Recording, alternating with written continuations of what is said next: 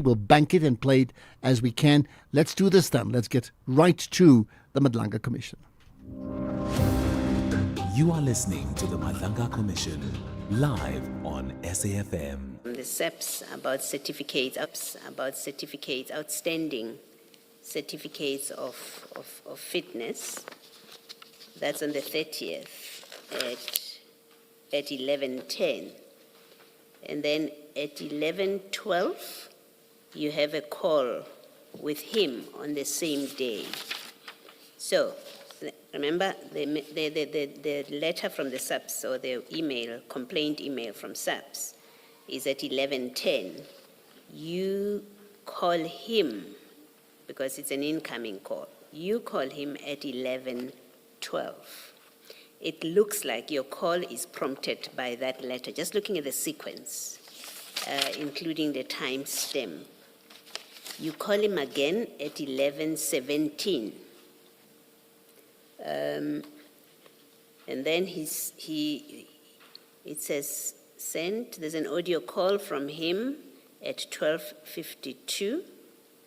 And then at 12:53, he forwards you the message that says, "Good morning, Tate Matlala. Yes, the doctors completed the files already, COFs to be scanned." He forwards this. So you are obviously discussing with Mr. Matlala the COFs that, according to SAPS, were outstanding at the time. So you are discussing that with him. So now we do have an explanation. When you look at the sequence, we do have an explanation of what was going on here. Otherwise, he wouldn't have sent you, forwarded to you that speaks about COFs being sent. And then you call him. So this is at 12:53 that he forwards you that "Good morning, Tate Matlala" message. And then at 13:49, you call him. And then at 16:15, the same day, he says, "Are we winning, Diva?" I didn't skip any communication. That's the complete communication until he asks you, "Are you winning, Diva?" And 2 minutes later, at 16:17, you call him. And at 16:32, you call him. And I'll stop there for now. So what it looks like he sent you this SEPS letter of complaint, not just to share for the sake of it. He sent it to you to alert you there's a problem. This is what SEPS is saying. And then he forwards you that message that tells you, you have that communication with him, and I'm suggesting to you that in the telephone conversation, you must have been discussing this letter, because the next thing that happens is he forwards you the message from somebody, and then Diva, right? He asks you that question. So what it looks like, or what it suggests, is that he sent you were doing something for him about this, right? You accept that? That's what it looks like. Okay. I agree, Commissioner. All right, thank you. And then, Brigadier, at the end of that day, there's a series of calls between yourself and Mr. Matlala. Now, if you go to the 31st of Jan 2025 at 10:26, Mr. Matlala sends you the following video. Ms. Bowe, I'm so sorry. Can I just finish off something that I meant to? So you and I, Brigadier, have agreed that this suggests you were doing something for him. That's correct. Yeah. I just want to confirm finally that this is the same area where you said it's not your component. This is about trade, recruitment, I think you said. That's correct, Commissioner. Okay, thank you. Thank you, Ms. Bowe. Thank you, Commissioner Baloyi.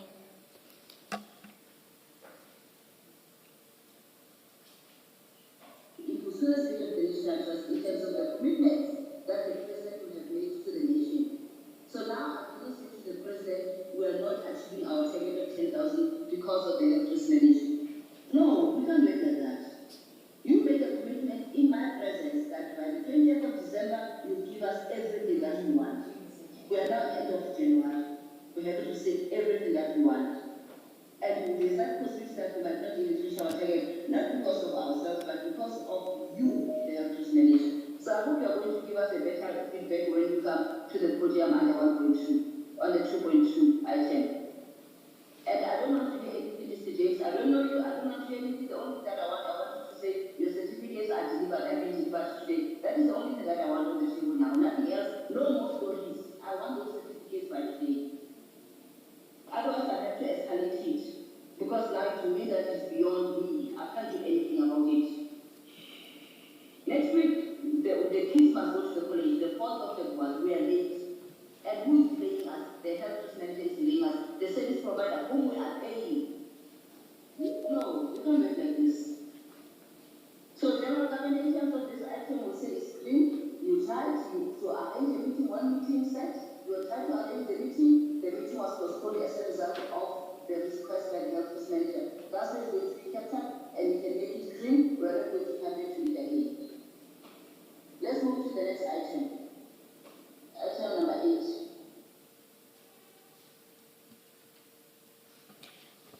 Brigadier, do you have, you've had regard to this video, and do you know what it was about?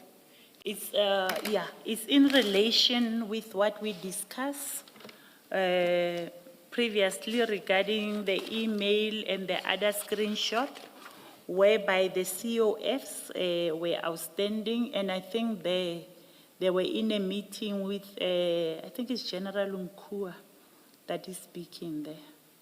So he forwarded me this video.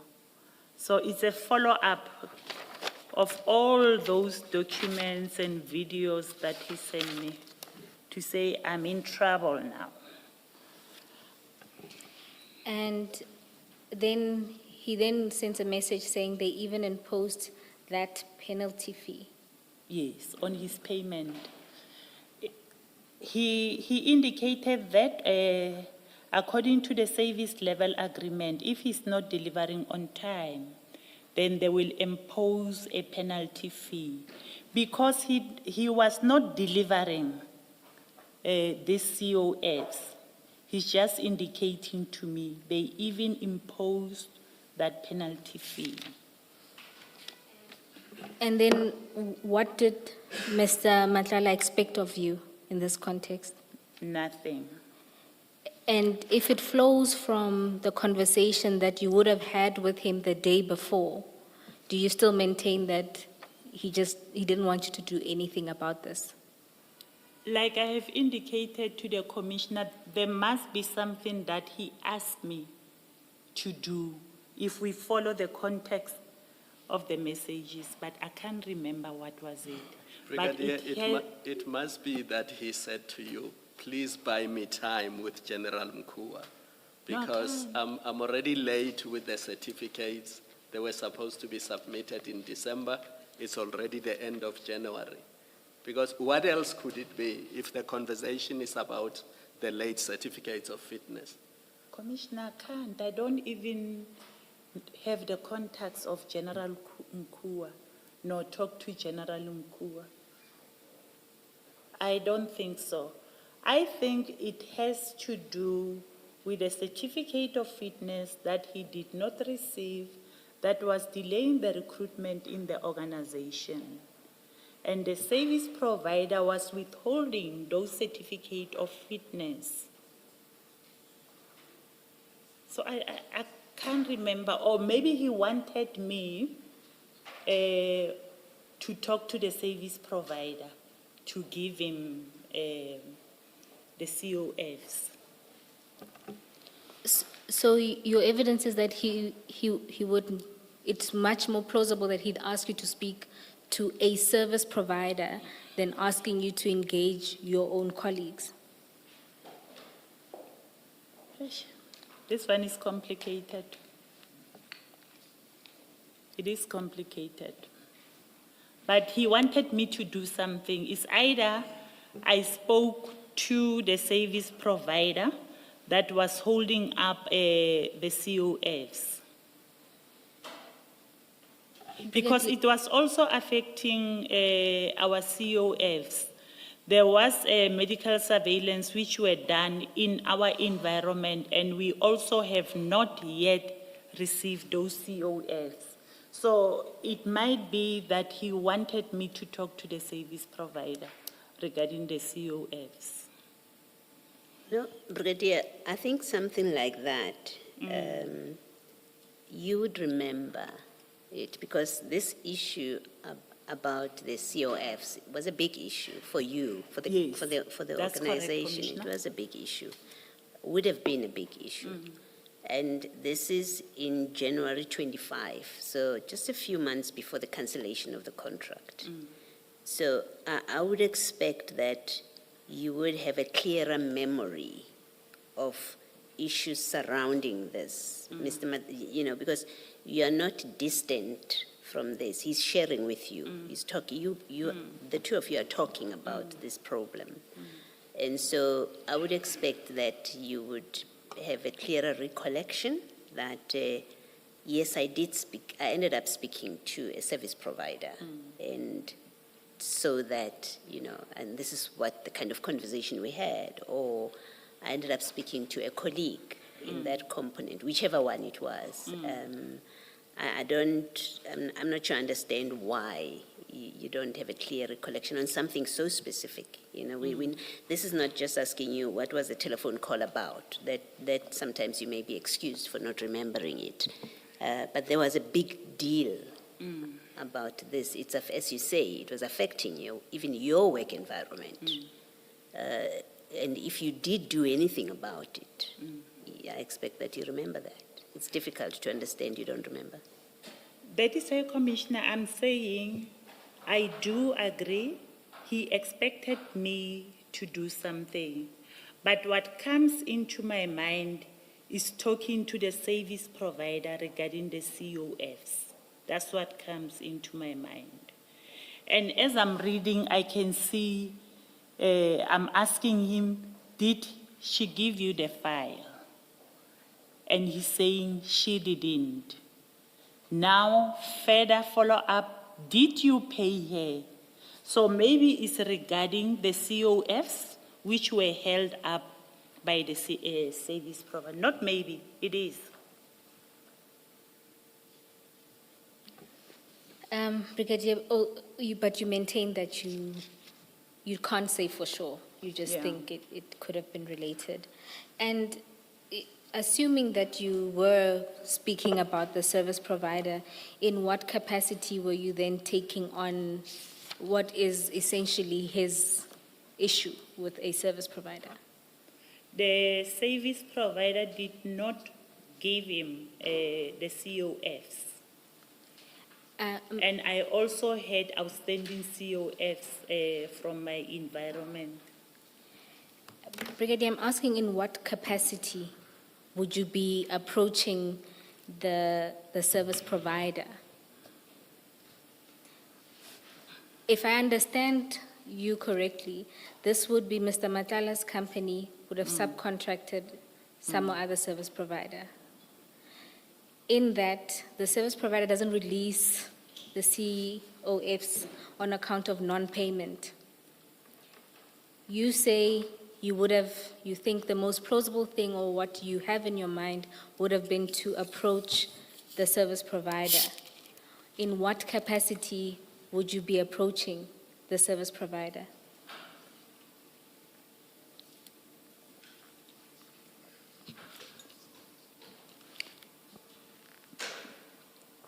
I think I overstepped there. I was not supposed to approach the service provider. And whose interests would you be advancing if you approach the service provider? Both. Both? Because I also have outstanding COFs. So when you say both, what do you mean? Both Mr. Matlala and the subs? organization. Yes, not you as an individual. No, Or maybe 3, not 2. no, not me. You really can't quite divorce your interests from his. You are his partner. And let's face it, when you speak to a service provider in this case, it's really to assist Mr. Matlala, right? You didn't do it to assist SEPS. You did it to assist Mr. Matlala because he's stuck, penalties are being applied, So when you approach a service provider, it's to make it possible for him to get those certificates in the training, because you said that's for recruitment, right? So you were making it possible for him to get those certificates of fitness so that he complies with the terms of the contract. Because General Mkhwanazi has now said, I will escalate it. That's it. So you are helping him. There's no question about it. But you must also accept that assisting him benefits you as well personally, because you are his partner. He gives you money. He assists you. And I'm not criticizing that he gives you money. It's not my emphasis now. My emphasis is a financial resolution of Mr. Matlala's conundrum now, the fix that he's in with this contract. If that is resolved, the certificates and therefore the finances, the payments to him, also benefits you.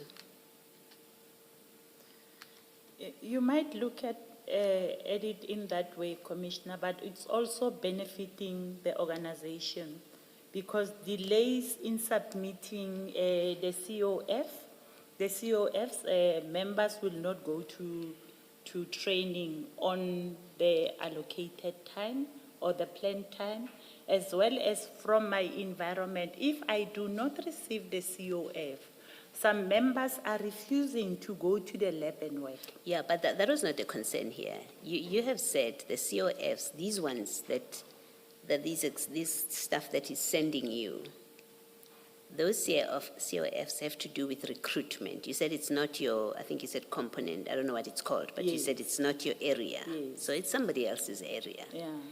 If SAPS benefits, it's incidental. It's not what you were trying to do. You were not solving a problem for SAPS, because that area of recruitment, they have the ability to solve this. Contract management, as you say, contract management, that's their function, to solve this kind of stuff when it happens. Your direct involvement here, when you speak to, if that's what you did, you spoke to a service provider, which you say you realized it was overstepping. It was to benefit him, to solve a problem for him, so that SAP stops giving him a problem. And the proposition I'm making to you, and I don't see why how you would deny it, is that a resolution of his financial difficulties to do with this contract benefits you or his other partner or his wife, anybody, his children, if you like, right? That's a proposition I'm making, that you do get a benefit from this. Commissioner, over and above that, I don't want us to leave the fact that SAPS was benefiting as well. Yeah, no. The consequence, if the certificates are submitted, SAPS benefits because it gets, but that was not your intention. You didn't act to help the SAPS. You did not. It wasn't your job. You say you overstepped. You didn't do this for the SAPS. It wasn't even your unit or your section that was at issue here. You were not doing it for the SAPS. But you were doing it for Mr. Matala. Can we agree that? You were helping Mr. Matala in an area which had nothing to do with your functions. You used your position and relationship with a supplier, because you deal with this supplier. I'm assuming it has to be a supplier, that otherwise how would you even call them a cold call? So I'm making the assumption that it's a supplier that you know because of your work, of your area. So you are able to pick up a call and speak to the supplier. If it's not a supplier that you know and have dealings with, or you have encountered because of your area, then you were using your position as a SAPS person to call a supplier cold, to say you are giving Medicare trouble because they haven't paid you. Please work with them and help them to get those COFs. But it was to benefit Mr. Matlala when you made that call. that SAPS benefited is incidental to that, or it's a natural consequence of assisting Mr. Madlanga. So let's take it step by step. Do you accept that your call to the supplier, you called to assist Mr. Madlanga? That was the reason you called, because he's having trouble with COFs for recruitment. Do you accept, are you prepared to accept that, to concede that? I'm partially accepting because it was not only to benefit Mr. Madlanga. Okay. And I hear what you are saying, Commissioner, but I was assisting both individuals, not individuals, Mr. Madlanga as well as the organization. From my side, from my environment, I also had the outstanding COFs. Okay. My second proposition to you is that you're assisting Mr. Madlanga, if you're successful assisting Mr. Madlanga, you also get a benefit from it because your partner's financial troubles and contractual troubles get resolved. You do have I would have an interest in my partner's business getting money and their contract not being terminated. So I don't think you should be shy to accept that you, of course, would benefit, because he would be able to pay, to give you 100,000 rands without, and he wouldn't be able to give it to you if he's not getting paid by the SEPs. I mean it only in that way. Commissioner, I will accept only if you add also that SAPS was also benefiting from this. I'm prepared to accept, Brigadier, that the SEPs benefited as well. Thank you. They did get a benefit. Thank you. Thank you. People and SAPS and everybody else. Of course, I'm referring to the Madlanga Commission. This is the National Pulse. I'm Ashraf Garda. Thank you for connecting with us. Drop your voice note so we can pick it up, bank it, play it as soon as we get the chance. But right now, I need to get to you to connect with what's happening around the world as far as the news is concerned. Here's the news heads with Kolofelo Tefu.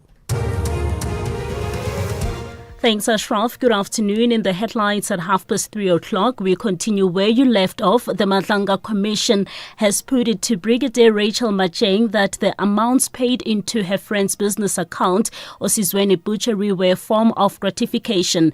Evidence before the Commission has revealed that attempted murder accused Vusmusi Ket Matlala paid a total of 300,000 rands to Osizweni Butchery.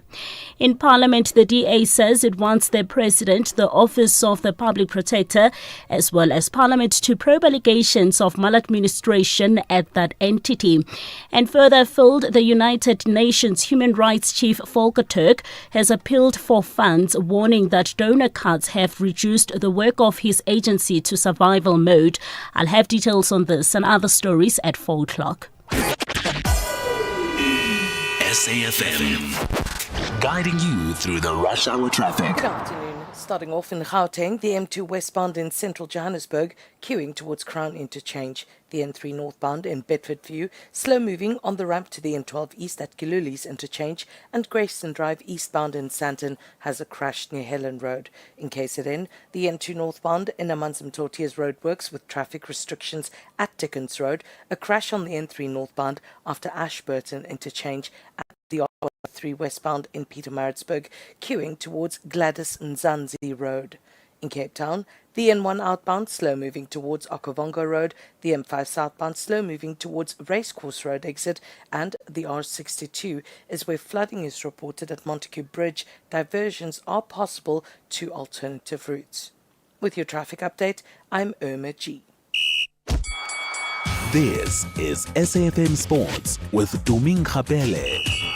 Well, Tumi, you have this club versus country row in football. It doesn't go away, but the same applies to rugby. Absolutely. A very good afternoon to you, Ashraf, and our listeners. Well, South Africa's top rugby teams will need to plan carefully ahead of the 2026-27 URC and Investec Champions Cup seasons, with the 2027 Rugby World Cup expected to limit the availability of Springbok players. Blue Bulls CEO Edgar Rathbone says that teams must prepare for long periods without key players, and the Bulls will be without key stars like Kanan Moody, Kurt Lee Arendse, Andre Pollard and Marco van Staden, amongst others. And to manage this, the Bulls have strengthened their squad by bringing back their former captain, Henry Liebenberg, and also are hoping to retain Arendse, whose contract ends in June. In terms of football, Stellenbosch FC coach Gavin Hunt has made it clear that they need to come back with at least a point from Congo when they face Otoho Dioyo in the CAF Confederations Cup on Sunday. A loss for Stellies away from home would eliminate them from the competition, with only one match against the Black Stars of Tanzania left, which would be a disappointing return given their run to the semi-finals last year. We'll have to go there. We're going tomorrow and arrive there Friday, I don't know, Friday sometime, and then prepare Saturday and play Sunday. We need a point. We can't come away there. If we lose, we're out. So we need something there, and then we can try and win the next game the next week, It'll give us a chance. Hey, Ashraf, it seems like it's a tough day in the office for Kaizer Chiefs fans. Not even one Chiefs jersey in the office today. I looked around, not just the office, not SAFM. I mean, the whole SABC, man. I looked around, I saw nothing. Any reason why? I think it has to do with yesterday's loss. But anyway, in the meantime, the COSAFA Women's Championship returned to Polokwane from the 18th of February to the 1st of March, bringing together Southern Africa's top women's national teams. Group stage matches will be staged at all Peter Mokaba Stadium and Seshego Stadiums before the semi-finals and final move to the new Peter Mokaba Stadium. Since its launch in 2002, the tournament has become a key platform for women's football development in the region, and Zambia arrive as defending champions after edging South Africa on penalties in last year's final. Banyana remain the most successful side in the competition's history, with 7 titles, while Zimbabwe, Tanzania, Malawi and Zambia having also lifted the trophy. In terms of Olympics, excitement is building as the opening ceremony for the 2026 Winter Olympics in Milano Cortina draws near, with final preparations underway across Italy. This edition will be the most geographically spread out Winter Games ever, with venues separated by 400 kilometers. This is between Milan and Cortina d'Ampezzo, plus 3 additional clusters. Milan saw rain yesterday, while Cortina was blanketed in heavy snow obscuring the Dolomites. And Cortina, hosts of the 1956 Games, will stage the women's alpine skiing and all sliding events, while Milan welcomes the fans to Piazza del Duomo and the first curling matches. In terms of golf, Scottie Scheffler has launched his 2026 season in style, fresh off his American Express win that secured lifetime PGA Tour status, and now chasing title number 21 at the Phoenix Open. The Scottsdale event, famed for its raucous crowds, is familiar territory for Scheffler, who is a 2-time winner here in 2022 and 2023. He relishes the atmosphere and the demanding course, and says that it is one of the best finishes of all year, with its mix of opportunity and danger. On that note, it is a wrap from my side for now. I'll have more in the next hour. Okay, there we are. And let's see what happens to Kaizer Chiefs next after that Nedbank Cup bubble bursting. Okay.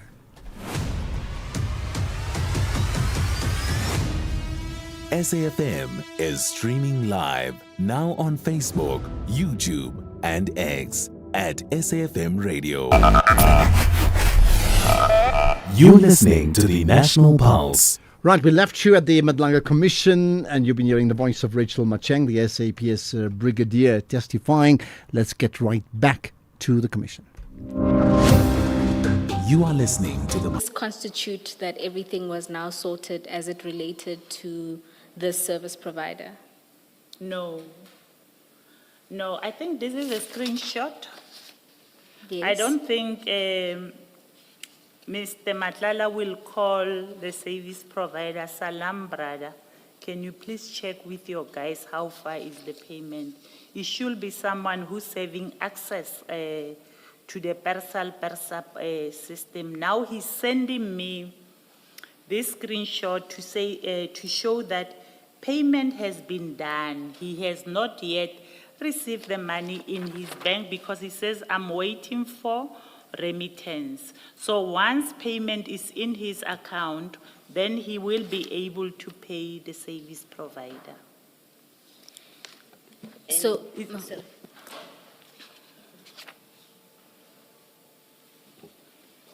and so at this point, is this the end of your intervention then?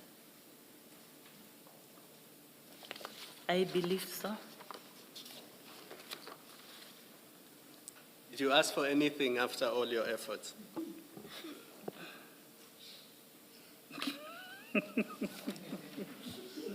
I hope I'm not going too No, far. I know where you're going. I hope I'm not going too far. You know where I'm going, but not too far. No, I did not. With this screenshot, what is he doing? Is he reporting to you that now he's being paid? Yeah, he's waiting for payment, and once he receives his payment, he will be able to pay the service provider. Yeah, all right. Thank you. That's how I understand. That's how you read it. Screenshot, yes, Commissioner. All right, thank you. And so now the following day, this is now on the 1st of February at 10:12, you call Mr. Matlala, and at 11:41, you send him a picture of what looks like, I want to say a mechanic and a car, and attached to that picture you say, "Nkadimeng koloi batho," with a crying emoji. Yes. And maybe let's... Meaning what? Oh, my apologies. Please borrow me Meaning a car. what, Brigadier? Please borrow me a car, and I'm crying that I don't have a car. Thank you. And then if we can just play the voice note that you send to Mr. Matlala.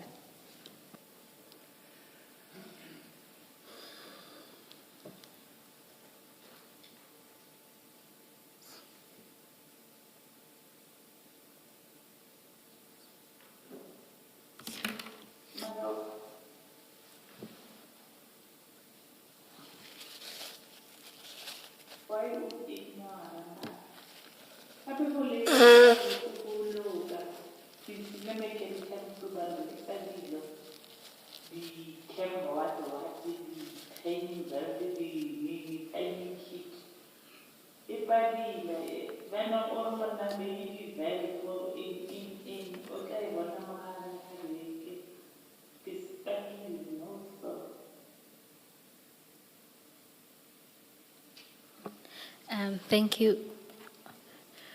Brigadier, because there was some Setswana in there, I'll just ask you to translate what you said or just recount what you said in that voice note. No, I'm just saying, why is he ignoring me? The car which they were fixing, they could not fix it. Because now they are telling me about, oh, I'm not a mechanic, I'm not good in car parts. They are telling me about valves, cam bells, and yeah. There was something about midweek, or did I miss here?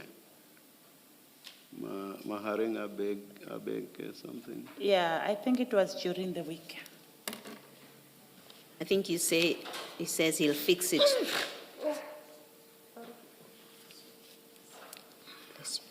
I think you said in that clip, he says he will fix it during the week. Maharinga Beke that the chair is referring to. Yeah, the mechanic. The mechanic has indicated that they will fix the car during the week. Umbona ke yasutlwa Setswana. Ke a bona wa sutlwa, Commissioner. And then in response at 1421, Mr. Matlala says, I don't have a car, rather I'll rent a car on Tuesday for you.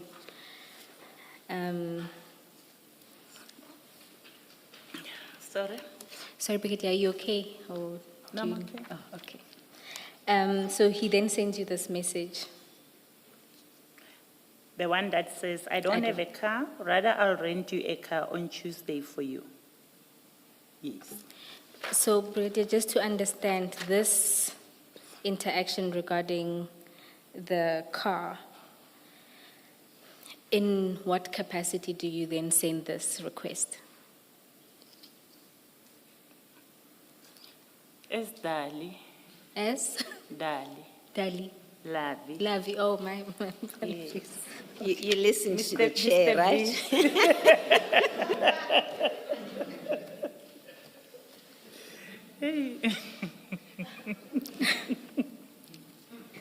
Okay, so now you've reverted back to advancing, this was a conversation in the context of two lovers. All right. And as Commissioner Kumalo asked, that did you ask for anything in return? This was not in return for the favor you had done, but rather, And my answer is no. I asked nothing in return. okay, this request is just purely coincidence that it happens after, and it was just lover to lovey. Yeah. Okay. So is it a coincidence that the 4th of February was a Tuesday? It's a what, Commissioner? Just go to the previous page. Remember now, as Dali, as Lavi, he says, I'll rent a car for you on Tuesday. Now, is it a coincidence that the 4th of February 2025 was a Tuesday? No, remember the money was not going to me. It was going directly to the butcher. I was not asking about the money. So you already know where I'm going. Yes. I suppose for good measure, then on the 4th, which would have been then, so on the 4th of February at 13:10, Mr. Matlala sends you proof of payment at the account of choice being Osizweni Meat Market for a payment of 100,000. And just to confirm, you still maintain that that was for him to settle his account with the butchery, and it wasn't to direct a payment to you through that account. That's correct, I confirm. And on the same day, he also sends you a message saying, I will come, you still fighting with Udile and the lawyers, and you say that you think that would have been call you. I will call you still fighting with the lawyers. Yeah. And Udire and lawyers is the service provider that we've been discussing regarding the COFs. Okay, so he's updating you ostensibly on a conversation you've been having. All right. Then this is followed by a series of calls, one at 2027 and another at 2030. Then on the 12th, Ms. Boy, just let's deal with the issue of the car first. Your car troubles at the end of January. Mr. Matlala promised you a car on Tuesday, the 4th. What happened to your car troubles? We are now on the 12th, which is a week later. It was fixed. Before it was fixed? It Did was, he it rent was a car fixed. for you? It was fixed the following day. Oh. So he did not need to rent a car for you? No, Or to give you money to rent a car? no, Commissioner. I've been driving this korokoro that you are seeing here.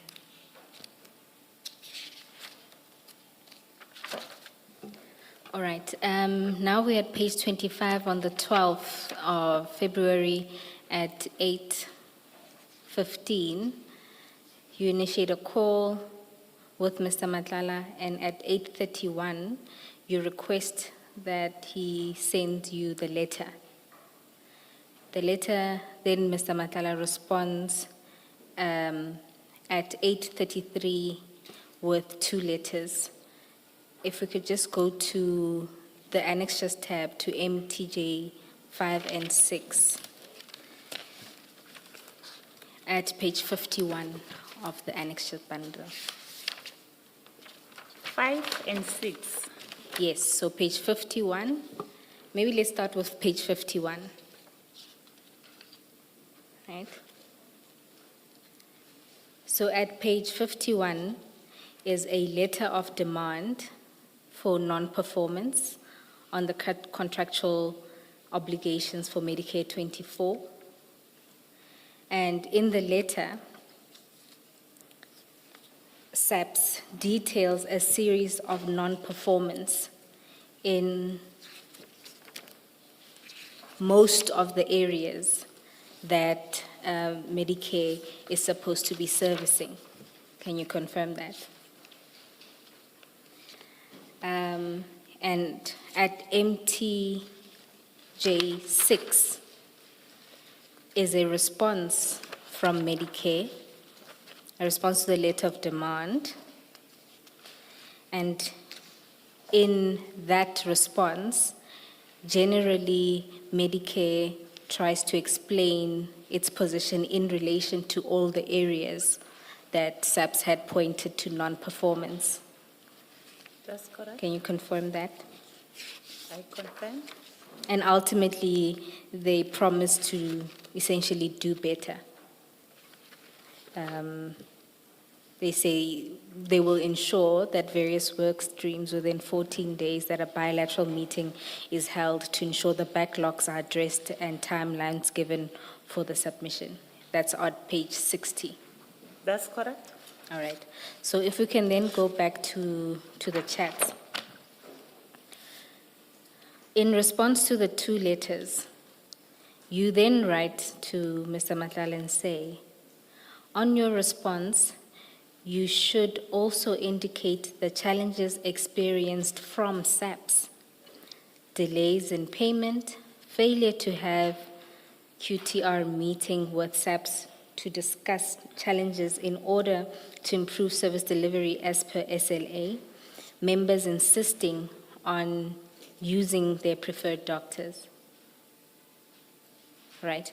So you deal with this exchange at paragraph 23 of your statement.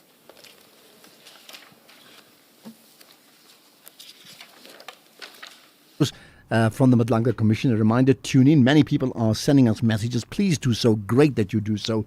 Voice notes work best when we cross to the commissions, right? So send us the voice note. And you can also tweet out as well, hashtag the National Pulse. As soon as we get a break, an opportunity, a window, we will then play your reaction to today's proceedings ad hoc, as well as the Madlanga Commission, not just today, but all throughout, whenever it does happen. Thanks for tuning in. This is the National Pulse. SAFM, in partnership with SABC CSI, is proud to support digital learning through our back-to-school laptop giveaway drive. On 6 February 2026, The Talking Point with Kathy Mutlatlana will be broadcasting live from Skurveberg Secondary School in Western Cape. We will be donating laptops to the school, supporting learners, ensuring access to technology. Join us as we make a real difference. SAFM, leading the conversations that move us. You're listening to the National Pulse. And back we go to the Madlanga Commission. You are listening to the Madlanga. Also indicate that. Can you see that? I see that, but already the letter was drafted and sent to SAPS. And then in your statement, you modify it to say you highlighted to him that he could have. Can you see that? So here, what I wanted to understand in particular is when you send this kind of response to Mr. Matlala in response to a letter, and you've already accepted that the letter highlights non-performance in almost every area that Mr. Matlala was servicing, that you in turn would advise Mr. Matlala that he should note what is SAP's challenges.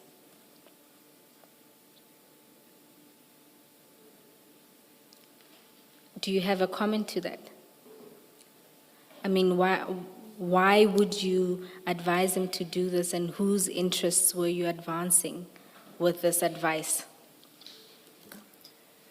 You know, if he's complaining about the delays in payment, which is affecting him to perform effectively. Now, when I look at the letter, all of those that he was complaining about, they were not included in the letter. Now, it makes me wonder if he was telling the truth, that there was delay in payment from SAPS, or because if delay in payment was an issue, I believe that he could have included it on his letter, but he did not include it. But you know he didn't include it. And what you then do is advise him to include it. Because the letter was sent. I mean, it doesn't preclude him from sending another letter. And if you consider it, they are responding to a letter of demand and not including these challenges. It is you who suggest that they included. They didn't see it necessary to do so. I agree. So my question again is, whose interests are you advancing here when you give this kind of advice? Of Mr. Matlala. Right. Thank you. Against who? Against my employer.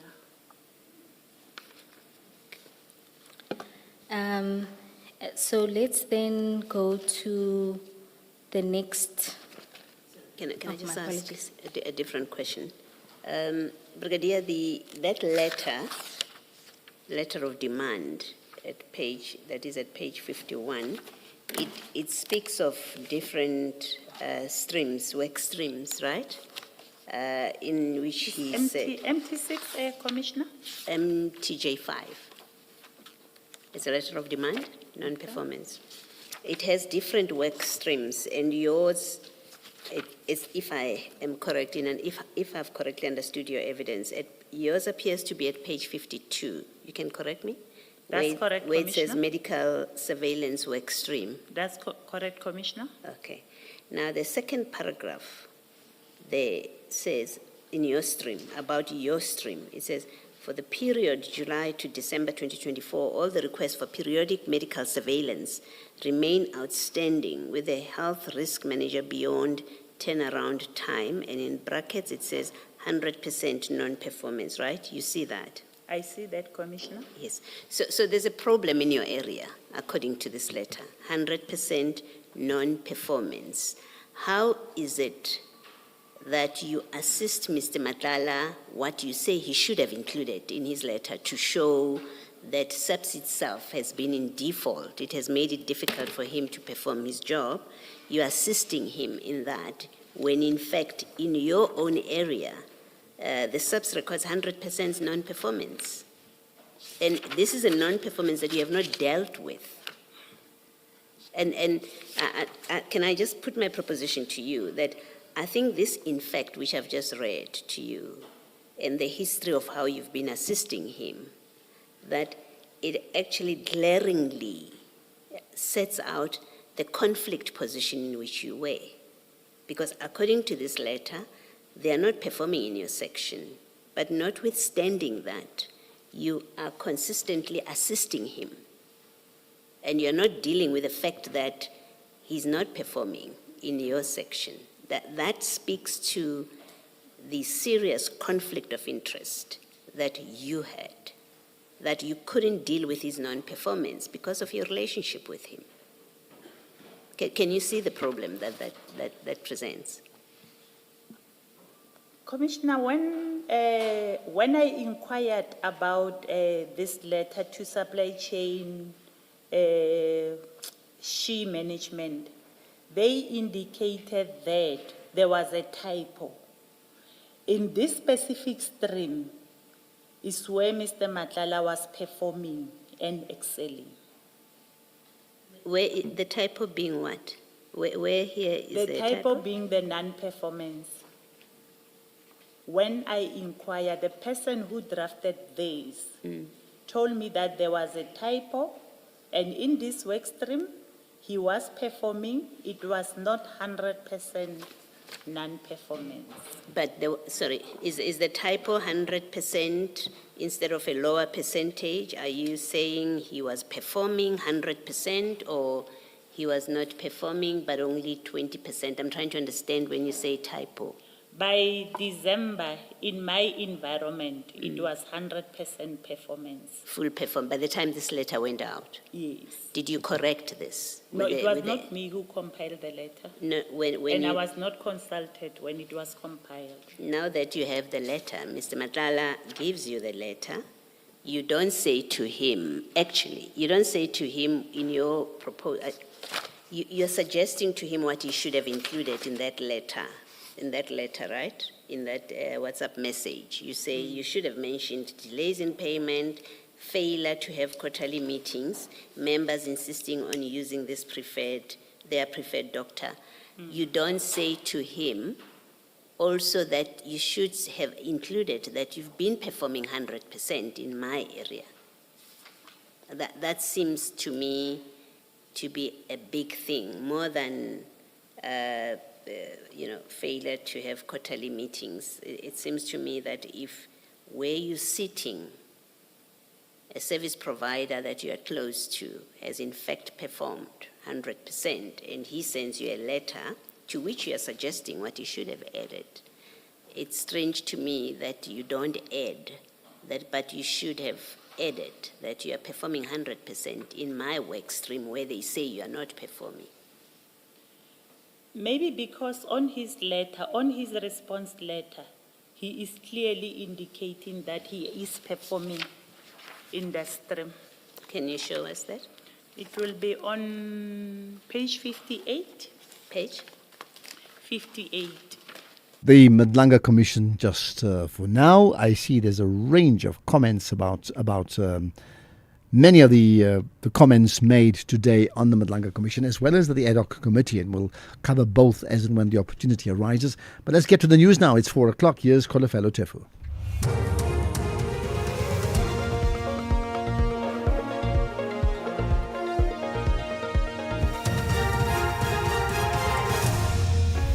Thanks, Ashraf. Top stories. The Sawa Madlanga interrogates witness over payments from Matlala, and DA demands probe into Parliament's abuse of power.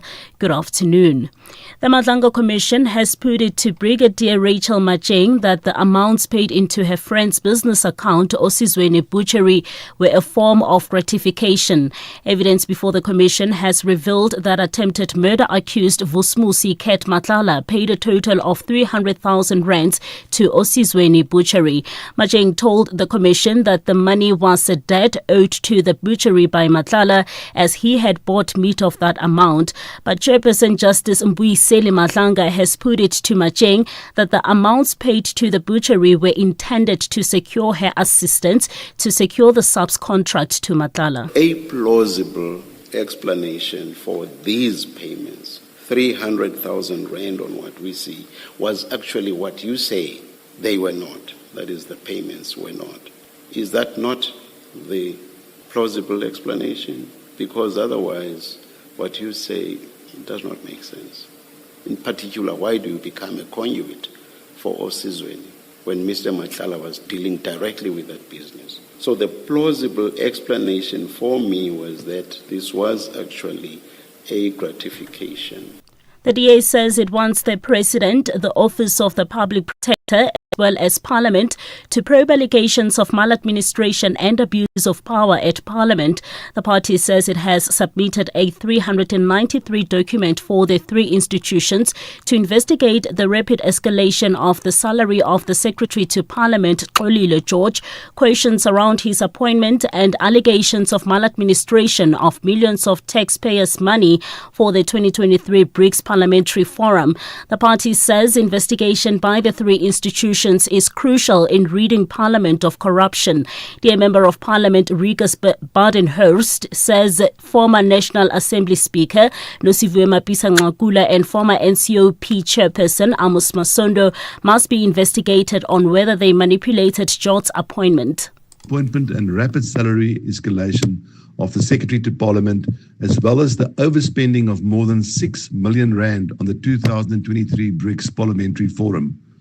At a time when millions of South Africans are battling poverty, it is unacceptable for taxpayer money to be squandered on luxury. The DA will stop at nothing to expose corruption and ensure accountability, even at the highest levels of Parliament. One of the biggest challenges Umgeni Uthukela Water faces is the 3.1 billion rand municipalities in KZN owe them. That's according to Water Board's Chief Financial Officer Tamim Mkhwanazi. Umgeni Uthukela Water presented their annual report for 2024-25 in Umhlanga. The state-owned entity supplies 639 million kiloliters of water per year to 6.7 million people in the province. Mkhwanazi says the bulk of the outstanding debt is from the Umsunduzi municipality and the King Cetshwayo district at 1 billion rand each, followed by Ugu and Uthukela districts who owe 560 million rand and 134 million rand respectively. We do have initiatives, and I've seen even COCTA and the Minister of Water and Sanitation having intervened to actually address this issue. It is becoming a national crisis, and it also does touch on the risk of the future of the water board's financial sustainability, including ours. A Cape Town taxi driver has been charged and fined for transporting 49 learners in Mitchell's Plain on the Cape Flats. Cape Town traffic spokesperson Kevin Jacobs says officers were stunned when the more than 4 dozen learners got out of the minibus taxi during the operation at a local school.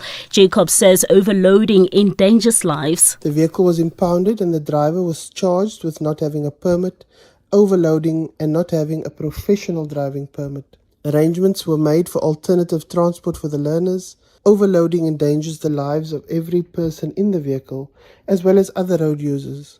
The TEU and enforcement officers will continue to clamp down on drivers who put lives at risk. And finally, further afield, the United Nations Human Rights Chief Volker Turk has appealed for funds, warning that donor cuts have reduced the work of his agency to survival mode. He has requested for $400 million, $100 million less than last year. The BBC's Imogen Foulkes reports. Human rights gets only a small fraction of the United Nations overall budget. But in 2025, member states still contributed less than they had promised. Human rights work in Yemen and Myanmar was cut back. Investing in human rights is an investment in peace for everyone, the UN believes. But with traditional donors in the US and Europe increasingly focused on economic challenges at home, it may be hard to convince them. The top story this hour, the Madlanga Commission has put it to Brigadier Rachel Macheng that the amounts paid into her friend's business account, Osizweni Butchery, were a form of gratification. Headlines at 4:30 for SAFM News. I'm Kolufelo Defo. In sports this hour, Durban City I Nedbank Cup response against Chippa United. Storm was rocked by Van Heerden injury as luck crisis deepens and Stevens swims for chalk in emotional mid-mile challenge. More details at 4:30. SAFM, guiding you through the rush hour traffic. Good afternoon. Starting off in Gauteng, the M1 southbound in Braamfontein, slow moving towards Carr Street, and the M2 eastbound in central Johannesburg has a crash reported near Maritzburg Street. In KZN, a stationary vehicle on the N3 northbound at Peter Brown interchange and a stationary vehicle on the N3 northbound after Ashburton interchange. In Cape Town, the N2 outbound slow moving towards Bunga Avenue and the M3 southbound slow moving towards Rhodes Drive. With your traffic update, I'm Irma G. Like a mother's love, Mama Money is always there for the things that matter most. This back-to-school season, when school fees need to be sent home, trust Mama Money to help you support your family with ease. With fees from just 2%, you can send money to over 70 countries across Africa, Asia, and Europe using the Mama Money app. Get started today. Download the app now, register, and make education happen. Mama Money. Mama makes it happen. You can become a victim of a legal problem: wrongful arrest, assault, uncontested divorce, rental disputes, maintenance matters, or labor problems. It can happen to you. Clientele Legal provides tough professional lawyers for an affordable monthly premium. Our legal team is standing by to assist you 24 hours a day. Join today. SMS SAFM to 32195. That's SAFM to 32195. Clientele General is an authorized FSP and licensed non-life insurer. T's and C's online. Standard rates apply. SAFM, in partnership with SABC CSI, is proud to support digital learning through our back-to-school laptop giveaway drive. On 6 February 2026, The Talking Point with Kathy Mutlatlana will be broadcasting live from Skurveberg Secondary School in Western Cape. We will be donating laptops to the school, supporting learners, ensuring access to technology. Join us as we make a real difference. SAFM, leading the conversations that move us.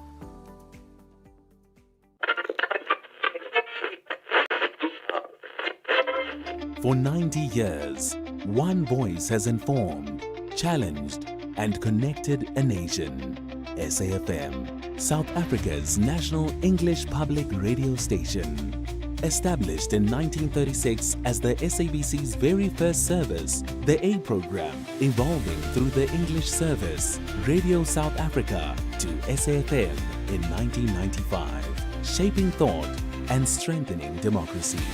From a full-spectrum station to a trusted home of news and talk, SAFM continues to lead the conversations 90 years strong.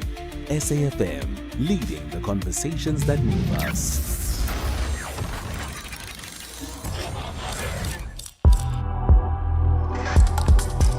The National Pulse with Ashraf Garda on SAFM.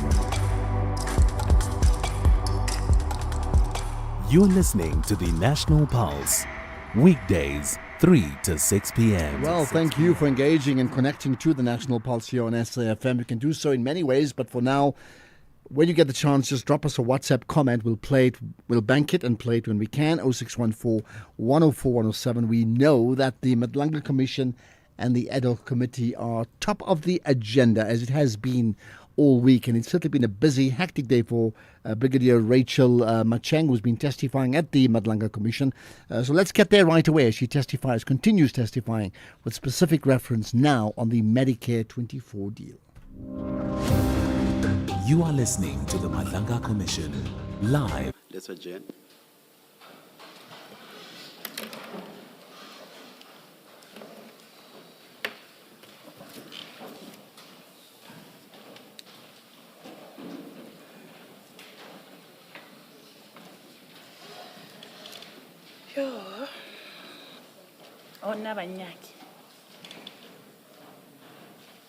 Some of your comments, and there's lots, right?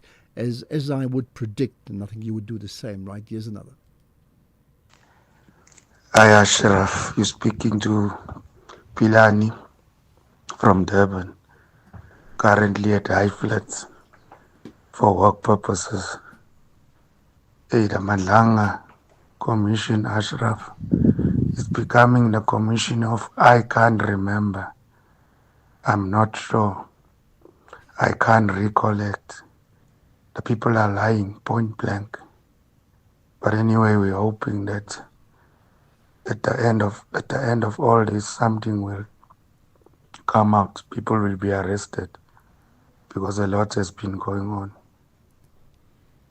People in the police department stealing, people in the police department becoming friends with thugs. Thank you. Thank you. I can't remember. I can understand that hashtag trending, right? Good afternoon, Ashraf. You see, these people, they're playing games with us. They're playing games. There's no way nobody can remember. The money's in their pockets, in their accounts. How can they not remember what happened? What the conversations were between them and Ket Matlala? I say let's put these people behind bars. Let them go and join their boss, Ket Matlala, in prison. Then maybe we will get somewhere. These are criminals. Let's arrest them now. It's anonymous. Okay, well, I think you reflect very similar things to what was said earlier on, and there's more. Ashraf, good afternoon, man. Flores from the beautiful winelands. The cat, a romantic, according to Brigadier Rachel. How many girlfriends did Cat dated? Her? 9? Yeah, man, this guy seemed that he was generous with his love, not only money. Have a good day, bye-bye. Generous with love, well, and money, yeah. Afternoon, Brother Ashraf, and the listeners, the rest of the SAFM team. Would like to comment on the Brigadier lady before the Madlanga Commission. Yo, she's getting cornered. She has been cornered, stalked, rightfully stalked. Yeah, and she's like, when pork fries itself with its own fat. Yo, I. Sure, that image you just described, the whole country is thinking about it. Afternoon, Ashraf. Afternoon, South Africa. I just want to weigh in on the two commissions, the Madlanga Commission and the Ad hoc Commission. Madlanga Commission, it's imbued in respect, decorum, rule of law, governed by ethics, high standard of ethical conduct. You can listen to them and you can deduce yourself what is going on. But as compared to the ad hoc committee in Parliament, it becomes the judge, the jury, and the executioner. I don't understand why are they calling people criminals, extortionists, and all these names. Have they become a court of law? Have they become a court of law? Because their duty is to find out, not to cast aspersions, and not to turn the ad hoc committee into a court of public opinion. Major from Guatemala. Thanks for that, Major. And you get a sense that it's become a court of public opinion. So I have a sense, yeah, of what you say. Good afternoon, Ashraf. This is Ulego, all the way from Epinoni. I can hear the Brigadier talking about the relationship that she had with Vosmos, the Cat Matlala. But my question is, on this conversation that they have there on the commission, do we have any conversation between her and Cat Matlala that shows that these two indeed are in a relationship, in a romantic relationship? Do we have any conversation where maybe we will find them calling each other baby or darling, or all those type of petty names of two lovers normally call each other? Thanks, Ashraf. Thank you. Well, I mean, I think maybe the most important one is the Brigadier actually admitting it. She admitted it herself, that they were romantically linked, and she received gifts from him, and it was very romantic. Range of comments about I just don't understand. I mean, come on, guys. You can clearly see that she was directly involved, and being a brigadier, that will tell you that she is directly involved. And being a leader and saying that there's incompetency in her department, that directly inflicts on her. That shows that she is not doing what she's supposed to do. Thanks, Ashraf. Okay, your point made. There's another. Let me get to that one. Yeah. Good afternoon, Ashraf. I just want to specifically share my thoughts with regards to Comrade Suleiman Karim. You know, it's very unfair that he has to go and testify at the commission just because, for whatever reason, he associated himself with that bad kitty cat. I mean, it doesn't mean everybody that associated himself or themselves with the kitty cat is a bad person. It's very unfair what they're doing to Comrade Karim. Is terribly unfair. But that's just my opinion. Daniel here in Bryanston. Thank you. But why do you think it's unfair? Meaning, if they are linked, maybe at this point it's about information gathering. Wouldn't it be a good thing if they can gather further information?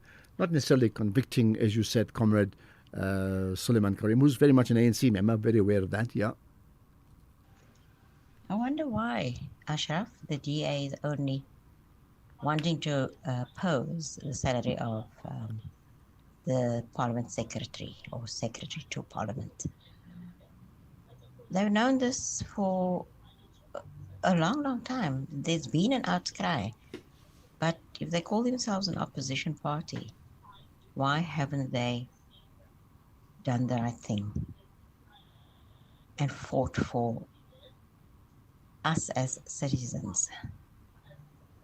But no, they're too happy because they are within the GNU. It's cozy there, Teresa. Thanks for that. And what would be the right thing for you? I mean, Teresa, I heard what you said. It's cozy there. So what would be the right thing in terms of this balancing act that I think different political parties do get involved in, right? Hi, good afternoon, Ashra. This is Mufking in Bloemfontein. No, Ashra, I don't buy the story of relationship of this woman with Matlala. Really, I don't buy the story. This woman, she's just trying to cook the story, but purely we can see and hear that there is no relationship here. It was all about business transactions. It was all about I'm doing this for you and then you do this for me. So that's all. And I think people I think it's one of the women who needs to go to jail actually for lying to us to South Africans. Thank you, Ashraf. Okay, so you're saying that her point that they were in a relationship and she received gifts from him and cash gifts and other things, that's a ruse that in fact that's not the case. She received cash incentives for opening up doors in terms of her power of influence. And that's the way I see what you're saying, right? Okay, isn't it? Hi, Ashraf.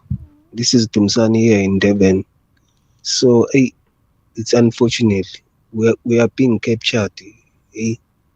So, why Ramaphosa cannot start with Zondo Commission outcome?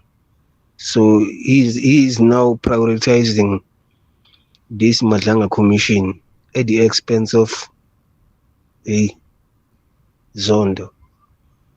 This guy, I'm telling you, but his turn is about to be, it is about to end. So an outcome will be revealed. Okay. I mean, are you suggesting you're blaming it all on Ramaphosa? Everything? What about the people who actually did wrong in this case here? I mean, you can talk about the Zondo Commission and the findings, but there are people who are to prosecute and may pick up on what's going to happen now. Is it all about Ramaphosa? In fact, as you think about that, let's get back then now, after that few minutes of adjournment, to the Madlanga Commission. Tomorrow, till 9:30 tomorrow, we will see you then. So you are warned to be here. Let's adjourn until 9:30 tomorrow.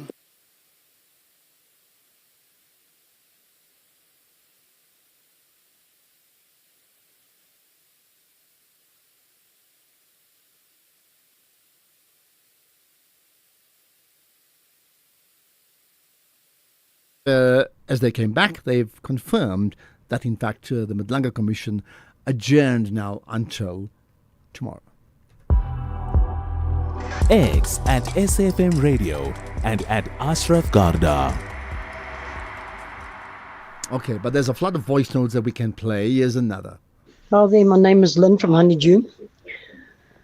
This brigadier, first of all, I'd like to know, they become brigadiers and lieutenant generals and generals. Do they write exams or they do just get promoted?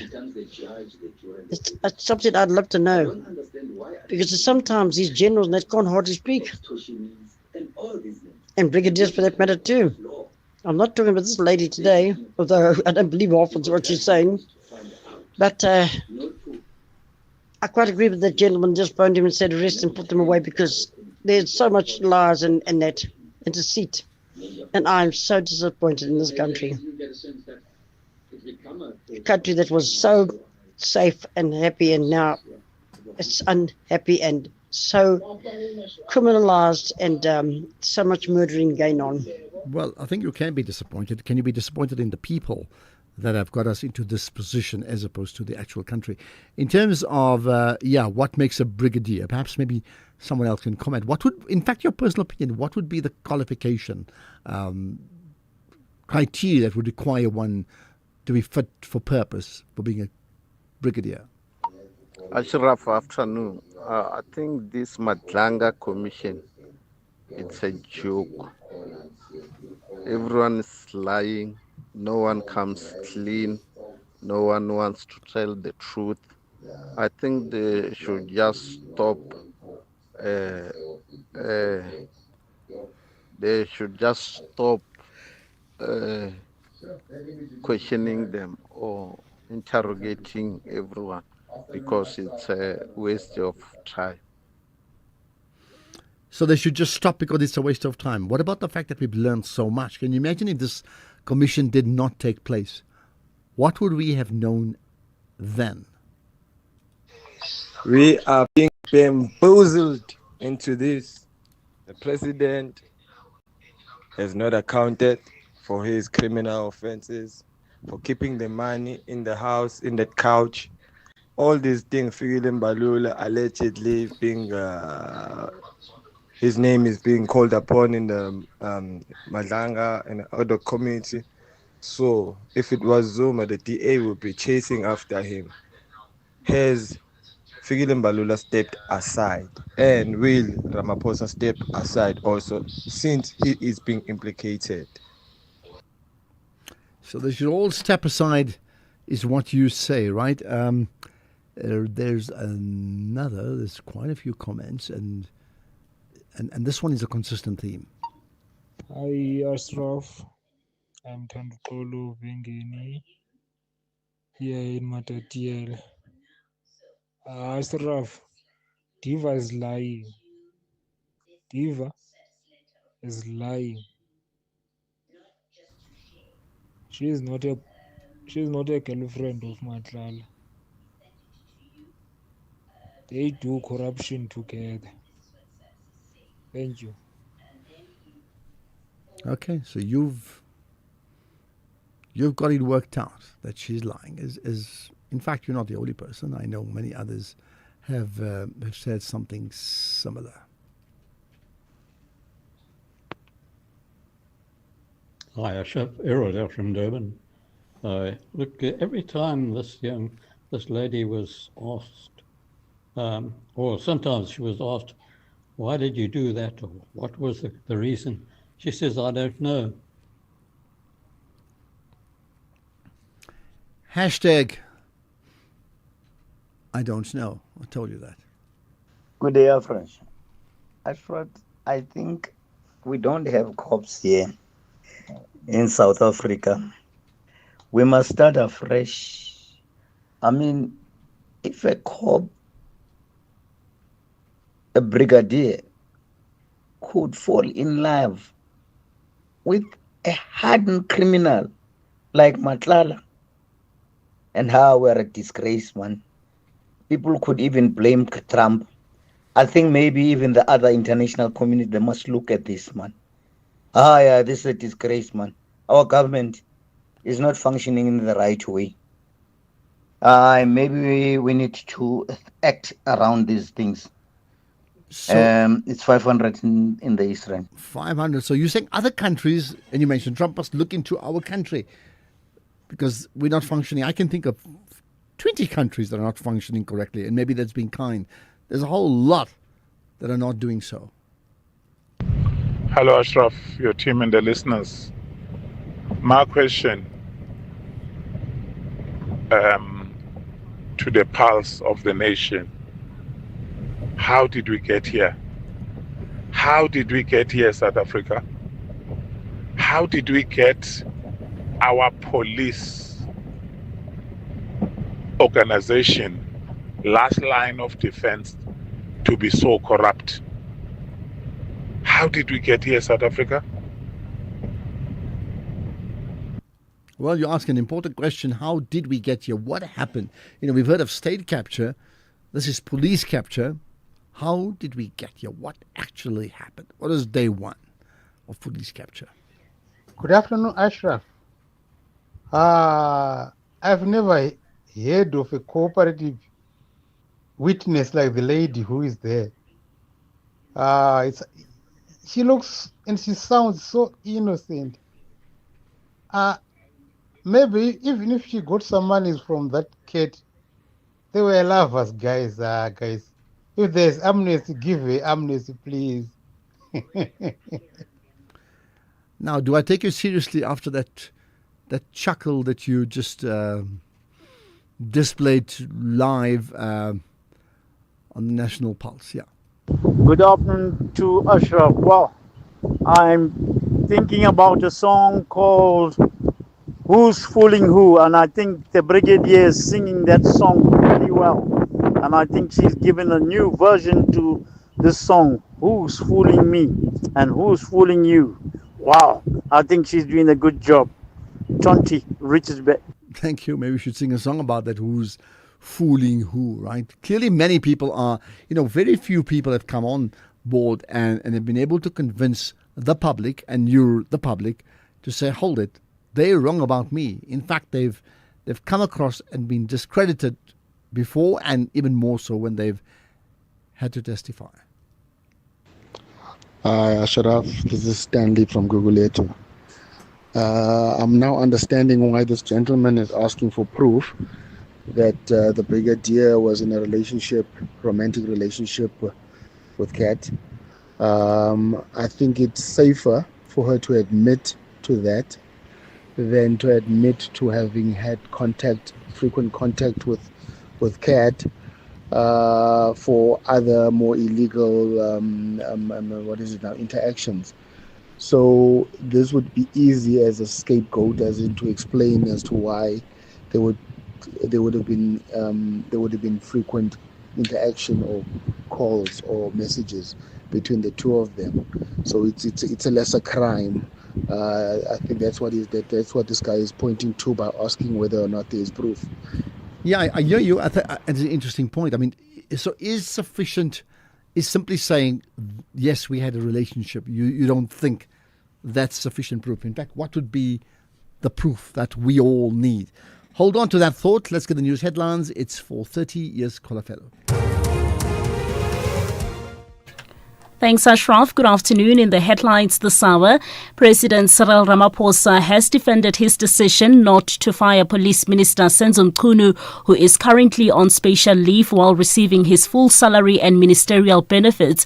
Ramaphosa accepted the Madlanga Commission interim report's recommendations regarding police misconduct and corruption.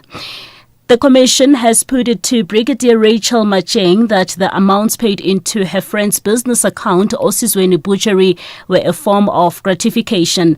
Evidence before the Commission has revealed that attempted murder accused Vusmusi Kat Matlala paid a total of 300,000 rands to Osizweni Butchery, and further filled 2 days of talks between Ukraine, Russia and the US aimed at ending Moscow's war have ended with the exchange of more prisoners of war. I'm back with details at 5. SAFM, guiding you through the rush hour traffic. Good afternoon. Starting off in Gauteng, the R24 westbound in Edenvale has a crash at the N12 highway merge and a crash on the N1 southbound before Rivonia Drive. In KZN, a stationary vehicle on the N2 northbound at the N3 and the R103 westbound in Pietermaritzburg queuing towards Market Road. In Cape Town, Main Road northbound queuing at Clovelly and Stellenbosch Arterial Road eastbound in Kuilsriver, slow moving at Nooinsfontein Road. With your traffic update, I'm Irma G. This is SAFM Sports with Tuming Khapele. Right, Kaizer Chiefs are out of the Nedbank Cup. For the rest, this should interest you. The action continues. Durban City head coach Sinetemba Badela says that his side is bracing for another demanding test against Chippa United when the teams meet again, this time in the Nedbank Cup. The two sides faced off each other just days ago in the Betway Premiership at the Buffalo City Stadium, where the Chile boys claimed a 2-0 victory and exposed areas that City will be eager to correct. Badela says that his technical team has carefully analysed Chippa United's approach, identifying both their strong points and potential vulnerabilities. They're a very difficult team. We are well aware of their strengths. and also their weaknesses. We've been working very hard throughout the week to try and make sure that come Friday we are even more prepared than we were on Saturday. Well, after watching his team bow out of the Nedbank Cup last night, Kaizer Chiefs co-coach Cedric Kaze has defended the decision to change the starting lineup. Chiefs, who are the defending champions in the tournament, were dumped out by Stellenbosch FC, losing 2-1 at the Cape Town Stadium in the last 32 stage. And Chiefs have made 7 changes to the team that started against Zesco United in Durban over the weekend. And Kaze says that they had no choice as they tried to manage their schedule to save the legs. The rotation, I would say that you have to do it with all the minutes that the players have put in and all the kilometers that the data shows, all those trips as well. It's a must, the rotation, but it's as well with the players that started. They are Kaizer Chiefs players, and they are supposed to play those kind of games. And if you are a Kaizer Chiefs player, you need to be able to play against Stellenbosch, and they did everything they could, and now we have to just look forward. Elsewhere, manager Pep Guardiola has urged a rethink of the Carabao Cup rules to allow new signing Mkhwanazi to feature in Manchester City's final against Arsenal. City booked their Wembley spot with a 5-1 aggregate win over Newcastle, but Mkhwanazi is barred from playing after joining from Crystal Palace following the first leg of the semis. The rule introduced this season prevents players signed after the semi-final first leg from appearing in the competition, and Guardiola says that he cannot understand the restrictions and hopes that City will appeal to the EFL. And Mkhwanazi had already played in the tournament for Palace, including their quarter-final defeat to Arsenal. In terms of rugby, the Stormers have been hit with another injury blow as Ruben van Heerden faces 3 months out after a thumb surgery, joining captain Salman Murat on the sidelines, with Kobus Reinach also sidelined. The lock crisis is also pressing, leaving J.D. Shekeling and Andre Smith as the main options, and head coach John Dobson may be forced to reshuffle ahead of the crucial derby against the Lions on the 28th of February. In the meantime, the USA Eagles have added 2 more South Africans to the 35-man training squad, with former junior centers Dan Kriel and Wayne van der Bank joining the group. They link with fellow countrymen, the likes of Marno Riedelinghuis and Ruben de Haas, amongst others. Kriel, who's the twin brother of Springbok Jesse Kriel, brings vast experience after stints with the Bulls, Stormers and Lions before moving to Seattle Seawolves in 2022. In cricket, Australia captain Mitchell Marsh insists his side remain confident ahead of the T20 World Cup. This is despite missing several frontline fast bowlers. Mitchell Starc has retired from T20 International. Pat Cummins is sidelines with a back injury, and Josh Hazlewood is doubted with a hamstring problem. And Marsh says that the squad is well prepared and has all bases covered, dismissing concerns after a 3-0 series defeat in Pakistan. Anything's off with swimming. Crystal Steven is back at Mid-Mile Mile, swimming multiple miles in the Mid-Mile Mile 8-mile charity challenge to raise funds for children's cancer charity CHOC. The Randburg marketing manager first took on the challenge last year, inspired by the impact it makes, and this year she swims in honor of her late sister-in-law Melissa Geach, who lost her battle with cancer 7 years ago. Now, Stephen says that the emotional journey of dedicating each mile to families affected by cancer drives her to keep on returning. She joins 37 other swimmers in cow print swimsuits, with the CHOC aiming to raise around 500,000 rands at this year's event. Since its launch back in 2016, the charity challenge has raised more than 22 million rand for South African causes. Mid-Mile Mile, that is a swim and a half. But it's a legendary event, the Mid-Mile Mile. Absolutely, isn't it? absolutely. Listen, I've never swam it.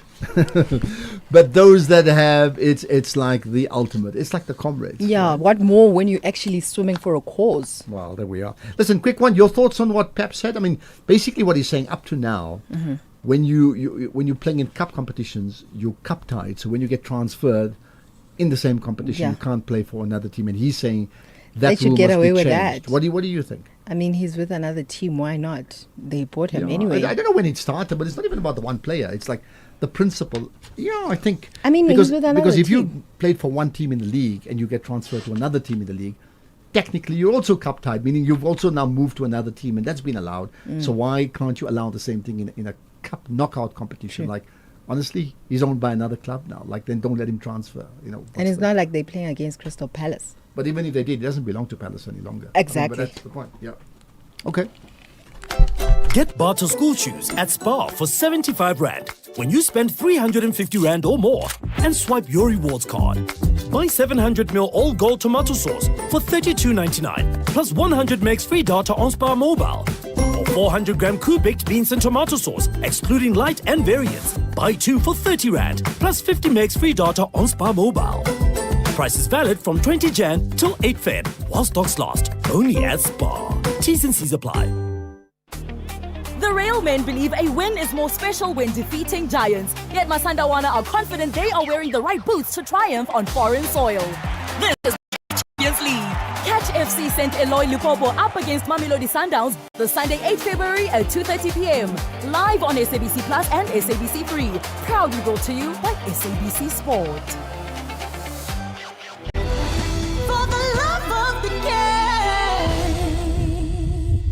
So Eskom is upgrading old electricity meters with modern smart meters, giving you clarity, control and confidence.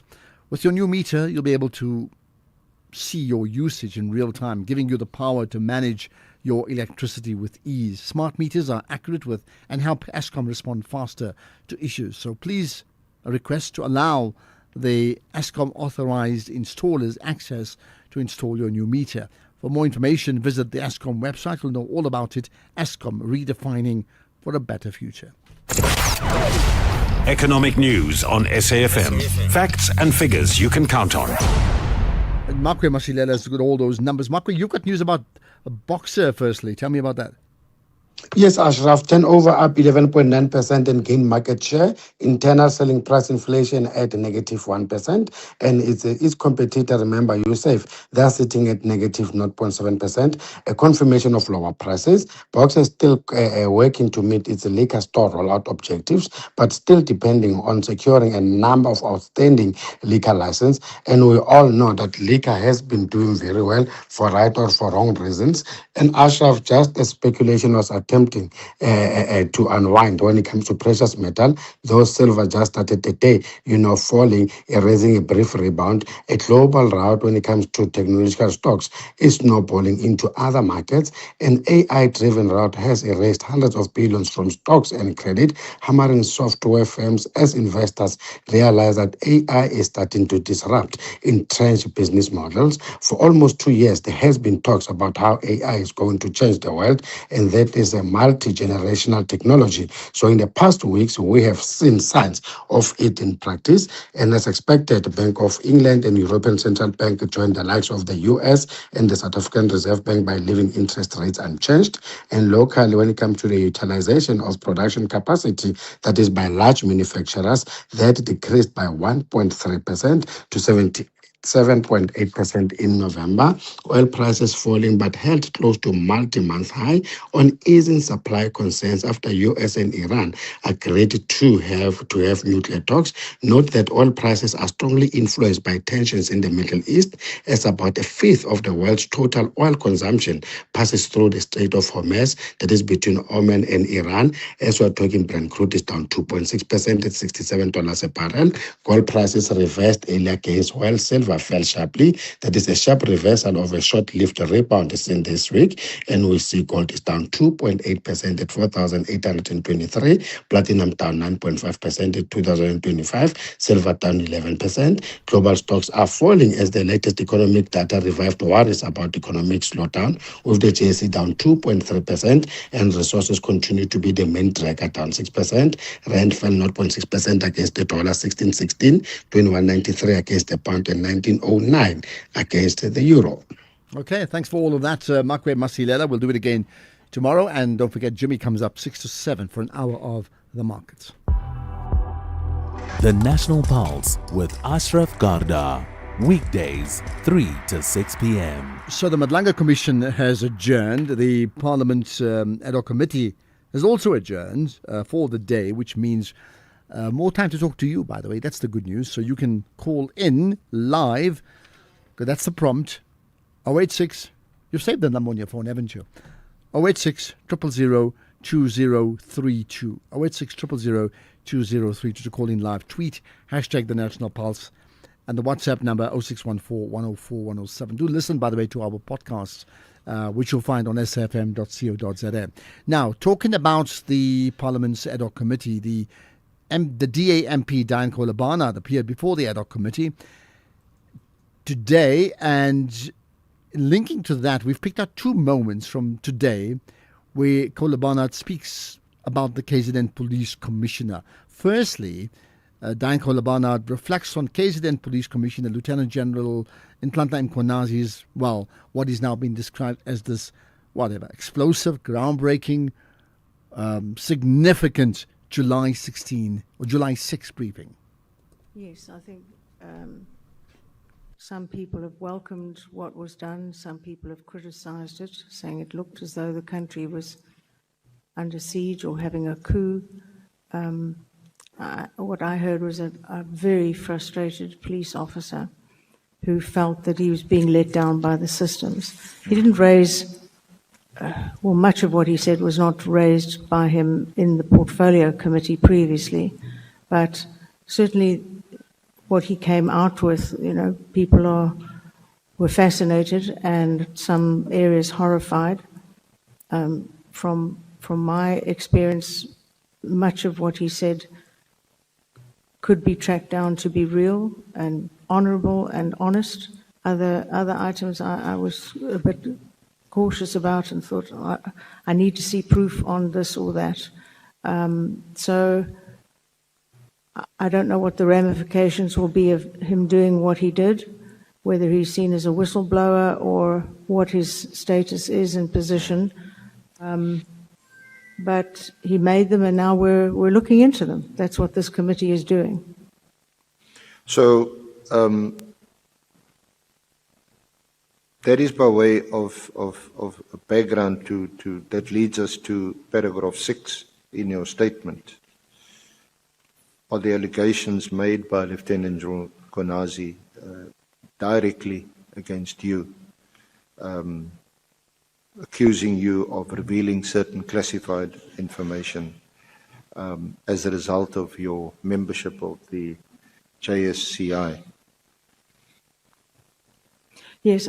You want to deal with them in paragraph 6? I think we might as well. In 6.1, I would like to just make a small correction where he did not, in fact, during the press conference, name me specifically. I look back, he just simply said politicians. That actually came up on the 17th of September and again on the 7th of October here in this committee. I believe that he thought I was a leak out of the Joint Standing Committee on Intelligence and had leaked all this information. However, the Joint Standing Committee on Intelligence did not exist at that stage. It was only put together on the 1st of April. So all of this happened way before. And of course, I have no idea how the information about initially the hotel came to be in the newspapers. Yeah.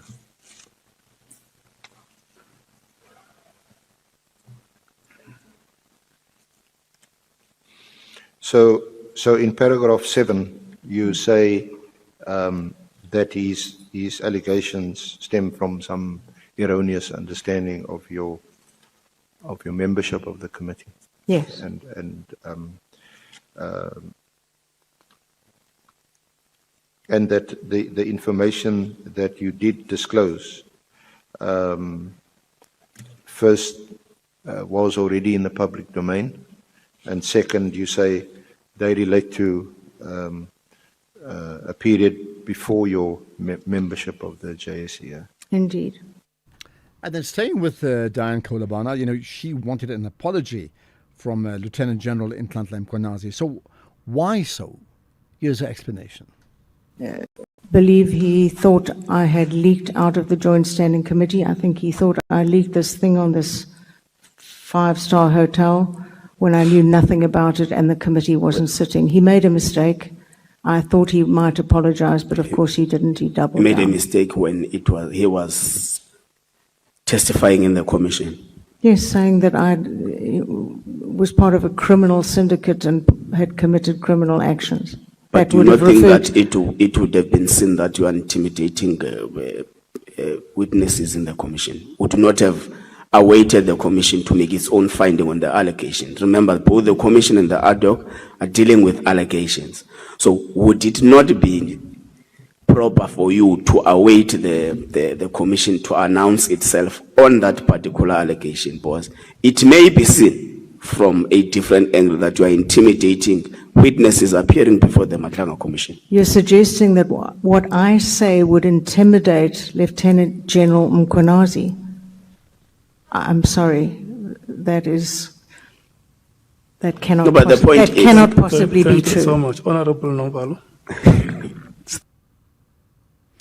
Right, that's Diane Kolobana, the DA MP, effectively giving her side of the story at the ad hoc committee. So both have adjourned until tomorrow. We will take your calls, your WhatsApp comments, whatever it is you want to get off your chest, not just on those two things, but anything else. I mean, again, a lot of conversation about John Steenhuisen now that he's confirmed he's not going to stand for re-election to lead the DA. So who then? There's been speculation. Jordan Hill-Lewis has been saying certain things, the incumbent mayor of Cape Town, but he's not the only person. There's a few other names too. You may want to put others into the hat in terms of who's right for the DA, who's right for the country, and who you hope doesn't get in. Either way, I'd like to get your thoughts on that and any other issues that you think moves the national pulse.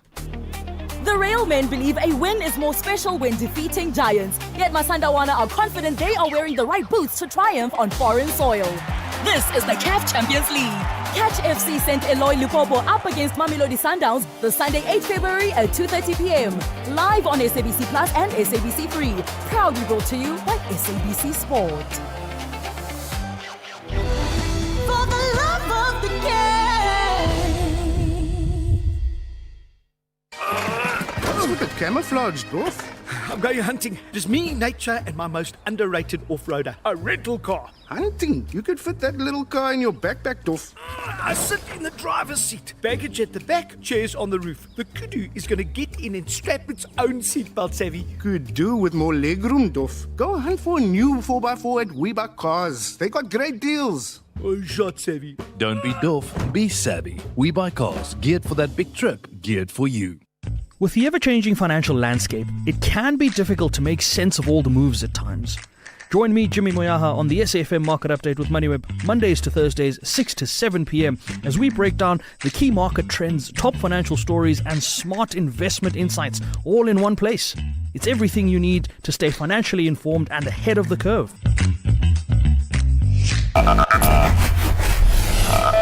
You're listening to the National Pulse.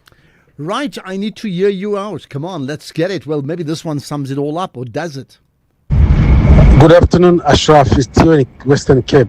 Ashraf, on Madlanga Commission, when I see that Minister Senzo is not fired, for me, all those commission is just a soapy. You know, it's days of our life. Nothing will happen. Because this man is the epicenter of everything.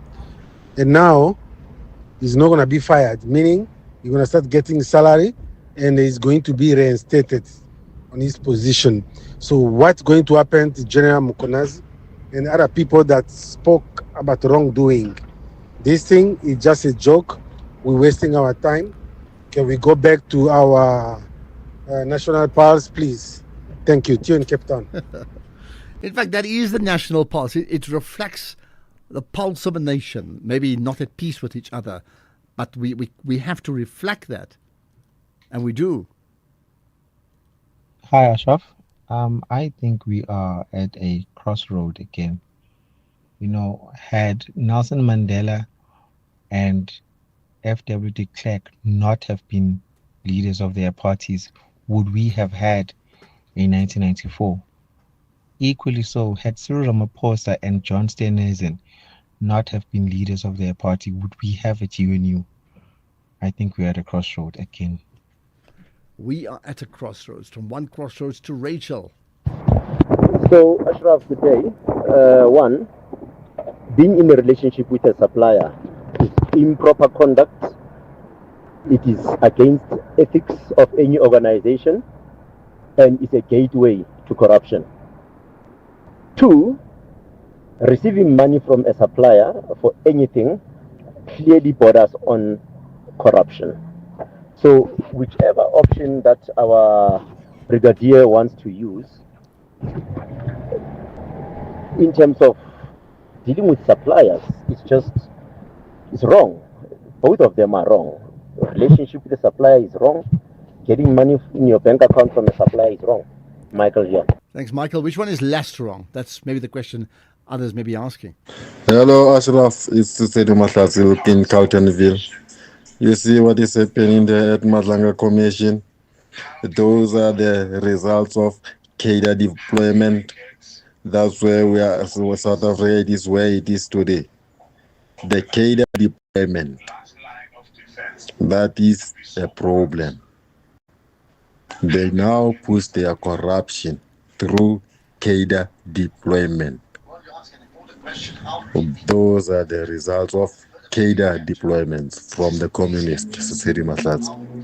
Well, you may not be wrong about the cadre deployment part. They go back to all those years to say once, politicians, got into power and the need to try and appease others who were part of their mission, but then to appoint people who were ill-equipped under the guise of that's my cadre, that's my bra, that's my chommy.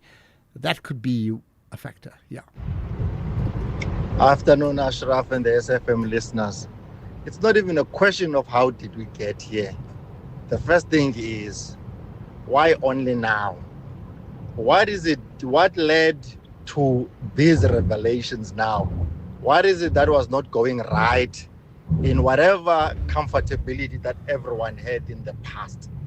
And this tells you that this is not something that started today. It's been there since even apartheid days. Well, it's not like it's not been raised before. It has been raised. That's why we've had the Zondo Commission. That's why we've had other commissions. So this affirms once again the point that we've had a problem. And it is a fair point to ask, how did we actually get here? Hello, Ashraf and the listeners. I just like the question that asks, how could we get here? It is simple. By protecting the criminals, by protecting the wrongdoings like Abu Ramaphosa. People like Ramaphosa, and Ramaphosa is wrong if you can trace him well. He's very wrong. But people are protecting him. This is how we got ourselves here. By protecting the criminals is what you say. And I wonder who else is going to agree with that, right? So it seems like certainly those are the biggest issues of the day we're talking about. Any other issue you want to bring up? AGOA extended for a year, no comment? Really? The question was asked, how did we get here? And I think we know exactly how we got here. The ANC's policy of cadre deployment came in under Jacob Zuma. And from then on, it became who you know and not what you know.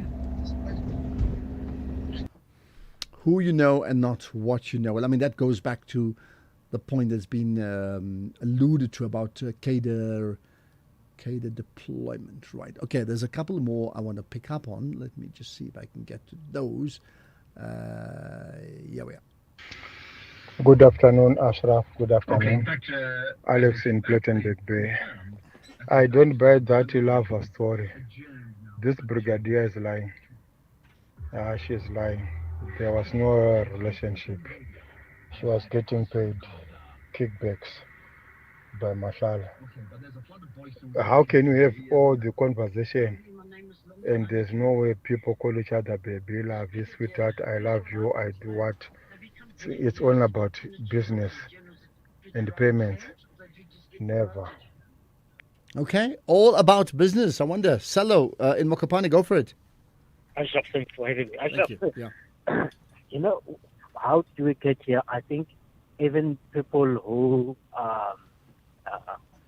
hold, let's say, people like you, who are well known, who are famous of saying things, if you come out to condemn this leadership that we have in this country, I think we can go further.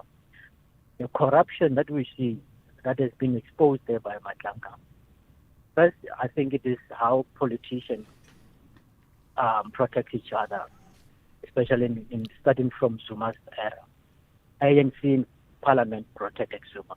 ANC in parliament protected also Ramaphosa and many, many others. So it is not us as a nation per se. It is how the politicians themselves protect one another for their wrongdoings. And then it affects us as a nation. We did not do wrong as that much, Ashraf.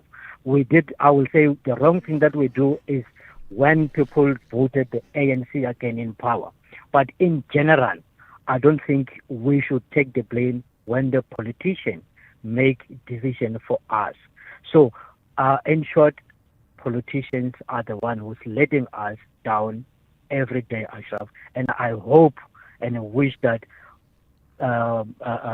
radio hosts can also take part on condemning this as much as we, the caller, are doing, Ashraf, because it is going to go a long way when people who are in media, people who are hold the so-called important position condemn this kind of leadership.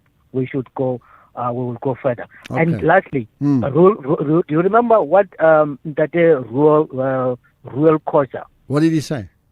Back in the days when General Mantashe was a general secretary, he said, we lack leadership in this country. Hell broke loose. Just check, you'll see what Mantashe said when he replied to Ruel Khoza. All right, got that. Thank you. Ashraf. Got us all thinking. Salo, I think. Listen, your point is taken, and the point taken is very interesting because I mean, yes, I think people have been critical. We've said so as well. If they've done wrong, you can't defend it. This is to the listeners. Please lower the volume of the radio when you're sending a voice note or when you are calling.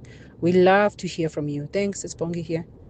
This is Bonga's made a point. Well, I think most people should know that, but yes, they don't. So thanks for the reminder. I do think as we get to the news, what's very clear from the many comments we've had, and I'll repeat it again, that you need to answer, how did we get here? You got that? How did we get here? Let's get the news. It's 5 o'clock. Here's Greg.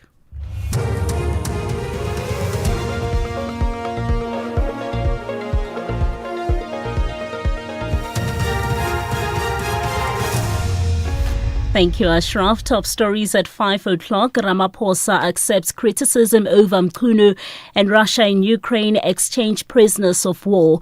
It's Khulufelo Tefo. Good afternoon. President Cyril Ramaphosa has defended his decision not to fire Police Minister Senzo Mkhwanazi, who is currently on special leave while receiving his full salary and ministerial benefits. Ramaphosa accepted the Madlanga Commission interim report's recommendations regarding police misconduct and corruption. Ramaphosa has faced harsh criticism for leaving out Mkhwanazi when he announced that action would be taken against implicated officials. While on an oversight visit to the South African Revenue Service National Command Center in Brooklyn, Pretoria, Ramaphosa told the media that at the right time, he's going to respond to all Madlanga Commission of Inquiry's recommendations. The Madlanga Commission issued an interim report, and I have studied it, and I've accepted the recommendations, and the work of the Commission continues. And I know people have specifically asked about Minister Mkhwanazi. And I have said I am waiting for that process to be completed. And it's going to be completed in 3 months. And I'm not going to, in the end, let the Madlanga Commission report or recommendations not be implemented. The problem at times is that people focus on one issue. Like right now, they're focusing on Minister Mkhwanazi. Meanwhile, the Commission has put it to Brigadier Rachel Macheng that the paid into her friend's business account, Osizweni Butchery, were a form of gratification. Evidence before the commission has revealed that attempted murder accused Vusmusi Ket Matlala paid a total of 300,000 rand to Osizweni Butchery. Majeng told the commission that the money was a debt owed to the butchery by Matlala as he had bought meat of that amount. But Chairperson Justice Mbuyiseli Madlanga has put it to Majeng that the amounts paid to the butchery were intended to secure her assistance to secure the contract. A plausible explanation for these payments, 300,000 rand on what we see, was actually what you say they were not. That is, the payments were not. Is that not the plausible explanation? Because otherwise, what you say does not make sense. In particular, why do you become a conduit for Osizweni when Mr. Matlala was dealing directly with that business? So the plausible explanation for me was that this was actually a gratification. Dear Member of Parliament Diane Kola-Barnett says the poor vetting process in SAPS and in the criminal justice system is a massive challenge. Kola-Barnett is testifying before Parliament's ad hoc committee investigating allegations of criminal infiltration, corruption and political interference in the criminal justice system. She is accused of sharing classified intelligence information. Kola-Barnett elaborates. When I've finally convinced the powers that be that there should be, for example, lifestyle audits on all the top structures, many of them just refused and walked off, and there's zero control. But in crime intelligence, it's the same. There's a backlog. They don't have sufficient people to carry it out, and it's a huge issue when you have people dealing with classified information with no clearance. A 46-year-old Northern Cape man has been sentenced to 30 years imprisonment by the Northern Cape High Court for the December 2023 murder of ex-wife Mandy Bailey. The deceased was shot twice in her Beaconfields home in front of her then 9-year-old daughter. Ronelle Bailey, sister of the deceased, described the sentence as a firm reminder that gender-based violence carries serious consequences. Let us be a message out there for anybody that intends on becoming a perpetrator to GBV. Please do not do this. This will be your wrath. You will not see the outside. We would like to thank our team that stood by us, that is the prosecutor and the investigating officer, as well as the justice system, because all of them together ensured that we are here today and that justice is served for my sister. And finally, further filled 2 days of talks between Ukraine, Russia and the US aimed at ending Moscow's war have ended with the exchange of more prisoners of war. 314 captured soldiers, half from each side, have been swapped, the first such exchange in 4 months. The BBC's Sarah Rainsford reports from Kiev. Prisoner swaps did happen before the US got involved here, and there's no hint of any breakthrough on the big issue at the heart of any peace deal. That is, control over land in the eastern Donbass, where fighting remains intense. Russia demands Ukraine hands over the rest of the region that it hasn't conquered, and Kiev will only agree to freezing the fighting at the current front line. Even then, it also wants firm guarantees from its allies that they would enforce any ceasefire, and Russia has made it clear it won't accept any arrangement that brings NATO troops into Ukraine. The top story at 5, President Cyril Ramaphosa has defended his decision not to fire Police Minister Senzo Mkhwanazi, who is currently on special leave while receiving his full salary ministerial benefits also. Chanduko Ligege has the headlines at 5:30. Good afternoon. In sports this hour, Durban City Nedbank Cup response against Chippa United.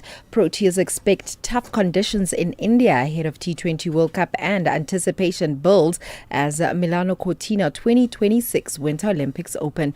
More details at 5:30. SAFM, guiding you through the rush hour traffic.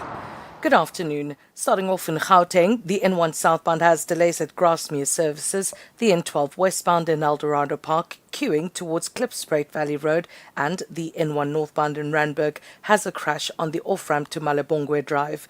In KZN, the N3 southbound in Howick has truck crash recovery underway near Nottingham Road, a stationary vehicle on the N3 southbound after Hilton Avenue, and the R103 westbound in Pietermaritzburg queuing towards Market Road. In Cape Town, Malebongwe Drive eastbound in Dunoon, queuing at the N7 highway, Campground Road in Newlands has heavy traffic between the Cricket Stadium and Main Road northbound, queuing in the central Muizenberg area. With your traffic update, I'm Irma G. The National Pulse with Ashraf Garda on SAFM. You're listening to the National Pulse, weekdays 3 to 6 p.m. Right, so we don't have a crossing to the Madlanga Commission now because they've adjourned. We don't have a crossing to the ad hoc committee because they've adjourned. It does mean we talk to you a lot longer. My name is Ashraf Garda. You tuned in for the very first time. Welcome to the show. Let me know if you are when you do call in or send us a WhatsApp so I can formally tell you, hey, well done. Welcome to the show indeed, right? But also, lots of comments about the DA leadership issues and what that means, right? We'll play some of those comments too just now. But here's an issue that is central to all that we've been talking about right now. There's news of a attack linked to the Madlanga Commission testimony. That means Viandre Pretorius, linked to the Madlanga Commission testimony, survived an assassination attempt. It's been quite dramatic today. In fact, with me is Dr. Chris de Kock, who's a crime expert and SAPS head of the Crime Information Analysis Center. Dr. de Kock, thanks for joining us. Good afternoon, and good afternoon to the listeners. Thank you. So, to set the scene, let me play this voice note from the Gauteng SAPS. Colonel Dimagadzo Nebuholwe, SAPS Gauteng. The police are investigating an attempted murder case following a shooting incident that occurred earlier this morning at Van Dyke Park in Don Park Police Precinct. It is reported that the victim was about to drive into his residence when attacked by unknown suspects driving a white Toyota Verz. They fired shots at him before driving away. The victim was not harmed and the motive of the shooting is unknown at this stage and police investigations are underway. Okay, that just sets the scene. Dr. de Kock, what do you make of it? Because I also understand there was a plea from the victim that he's being attacked, right? Yeah. I've listened to that. And I've also listened to some other news clips of that. And it seems that this was a hit. It was definitely a hit because I've also seen on one of the stations that up to now the police have recovered something, if it's true, have recovered something like 16 bullets or casings, which mean that this was really, there were shots fired to kill the person. If you fire 16, 17, 20 bullets to a vehicle, your motive must clearly be to kill the person, not to just, just send him a message. But I think it's still early days. One have to look at what the police investigation will eventually give us. And but this guy was one of the persons, I believe, what was mentioned about this cable thief. Somewhere in the southeast of outside of the Ekurhuleni boundary. Mm-hmm. And you will remember that witness D, who was killed in December, there was also hit on his life in front of his house in December. I think it was on a Friday evening, and he was then killed. That witness D gave a description of a scene where there was a lot of Ekurhuleni police officers and security guard people who went to this house south of the Ekurhuleni area, and there somebody was actually pulling a plastic over the head of the suspect. And then the second time when this plastic was pulled over his head, he actually died. And that this body was then given to suspect D and another guy. Now, I can't remember all the names and all the detail, but there was two security guards who then upload this body onto witness D's vehicle, and they then dropped it in a dam near Springs. just on the outside of Springs. And then later this body was found, I think a few days later, and a case of murder was opened.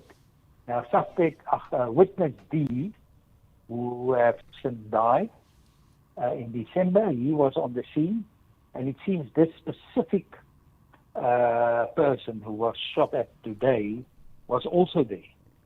Not at the dam, but at least at this cable. Yeah. And of course, I mean, this the suspect person we're referring to. At the plot there. Yeah, the person referred to, as you said, was implicated in terms of being named by that witness D that you referred to, right? When that witness D testified at the Madlanga Commission, right?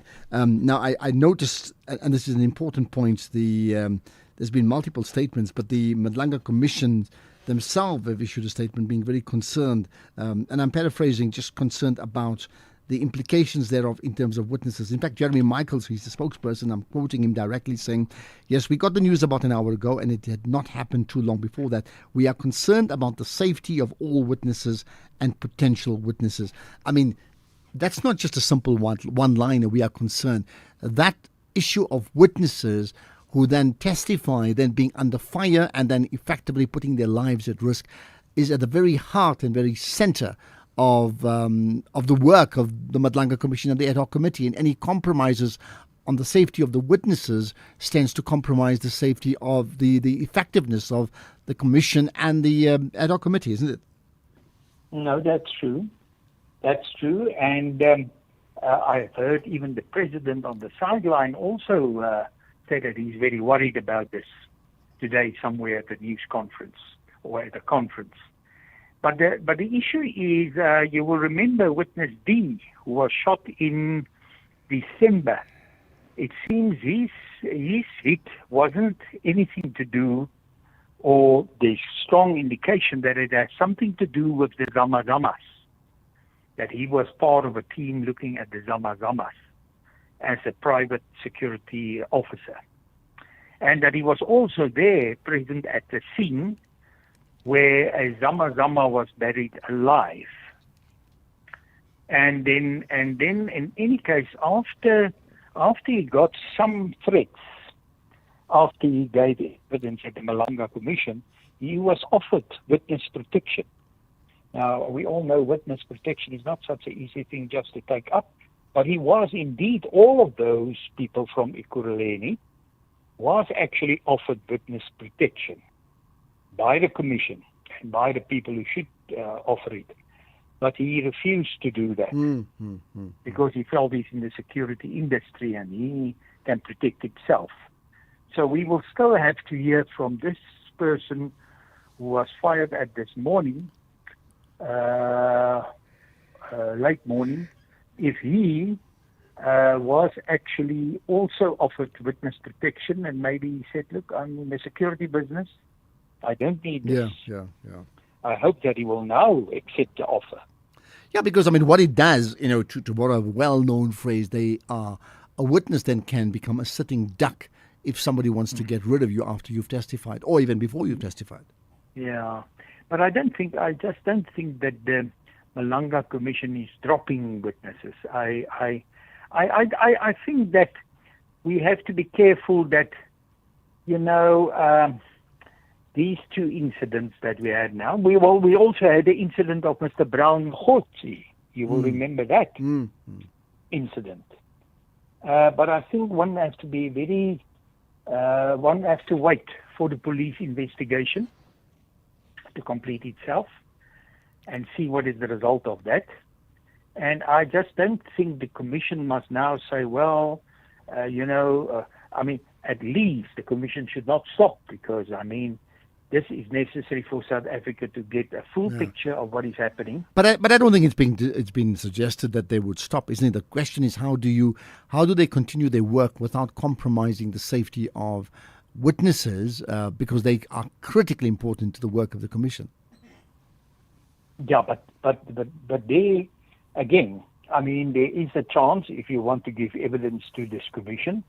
And there is a strong danger that you can be, your life can be endangered. That you give witness in another office Or in camera, yeah. Your as face you said. is Yeah. not there. They can even change your voice, and then they can hear evidence. We have heard evidence earlier this week. I think yesterday, of witness F, who's also, but he's actually known. I mean, through other witnesses, he's actually known who this person is, but still, he's now giving evidence, or he gave evidence yesterday. He must still come back to the commission on that he was a sort of middleman, the runner for General Sabia and for other generals. Yeah. Do you think, lastly, more can be done to protect witnesses, notwithstanding those that say we don't need protection, but just as a general rule? I think the only thing is witness protection, which is in itself a problem, because, if you go into witness protection, I think we have all heard from the witness, was he number E? Yeah, I think he was number E. That was last week. That it is difficult because you can be in witness protection for the next 10 years. Yeah. Not until only the commission is, but all those court cases. It's a complete life changer. That's what it is. Yeah, Totally. it's very life-changing because they put you in another community somewhere far away, and if you have a family, the whole family will have to go into witness protection. Yeah. Otherwise, you won't see your... But that is basically all that they can do. You see, the problem is all of this, all of what we heard for the last 4 months has to do with organized crime and powerful politicians. Very powerful politicians and organized crime. These two things mixed together. And the small people will pay the price. Well, interesting, I asked a question just at news time because it was brought up by the listeners that represent the National Pulse community. And the question is asked, how did we get here? So would you care to answer that? How did we get here as South Africa? How did we get here is we must take it back to basically around about 2010. Let's say just before the World Cup. Up to that time, I was in the police still at the Crime Information Analysis Center. And, between 2003 and 2010, we had quite a bit of success against, for example, CITs, carjackings, those kind of crimes. And those are organized crimes. So there was quite a bit of success. Intelligence worked quite well, and that led to good arrests. And virtually, CITs disappeared towards the World Cup. And then, unfortunately, things went haywire. There was the appointment of General Richard Madlanga. And then all the scandals around crime intelligence and the slush fund, the so-called slush fund, the Secret Services fund, started to come to the fore. Money was misspent, and there was factionalism. There's factionalism in all the units, especially crime intelligence, that they look at organized crime. Now that gets organized crime, which are very powerful. They have the facade of private business, but they've got millions and billions to infiltrate the structures of the police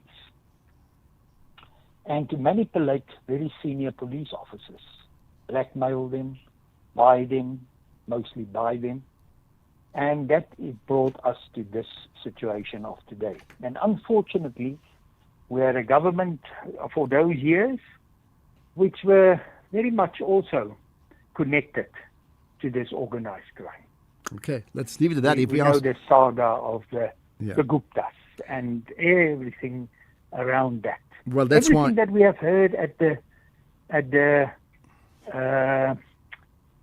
previous commissions.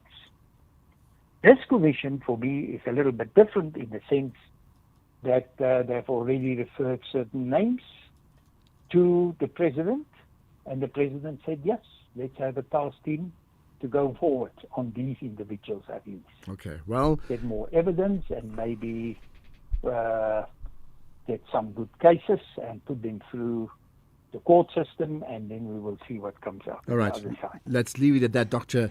Chris de Kock. Much appreciate your time here on the National Pulse. And I think it's worth asking that question. If we say, how did we get here?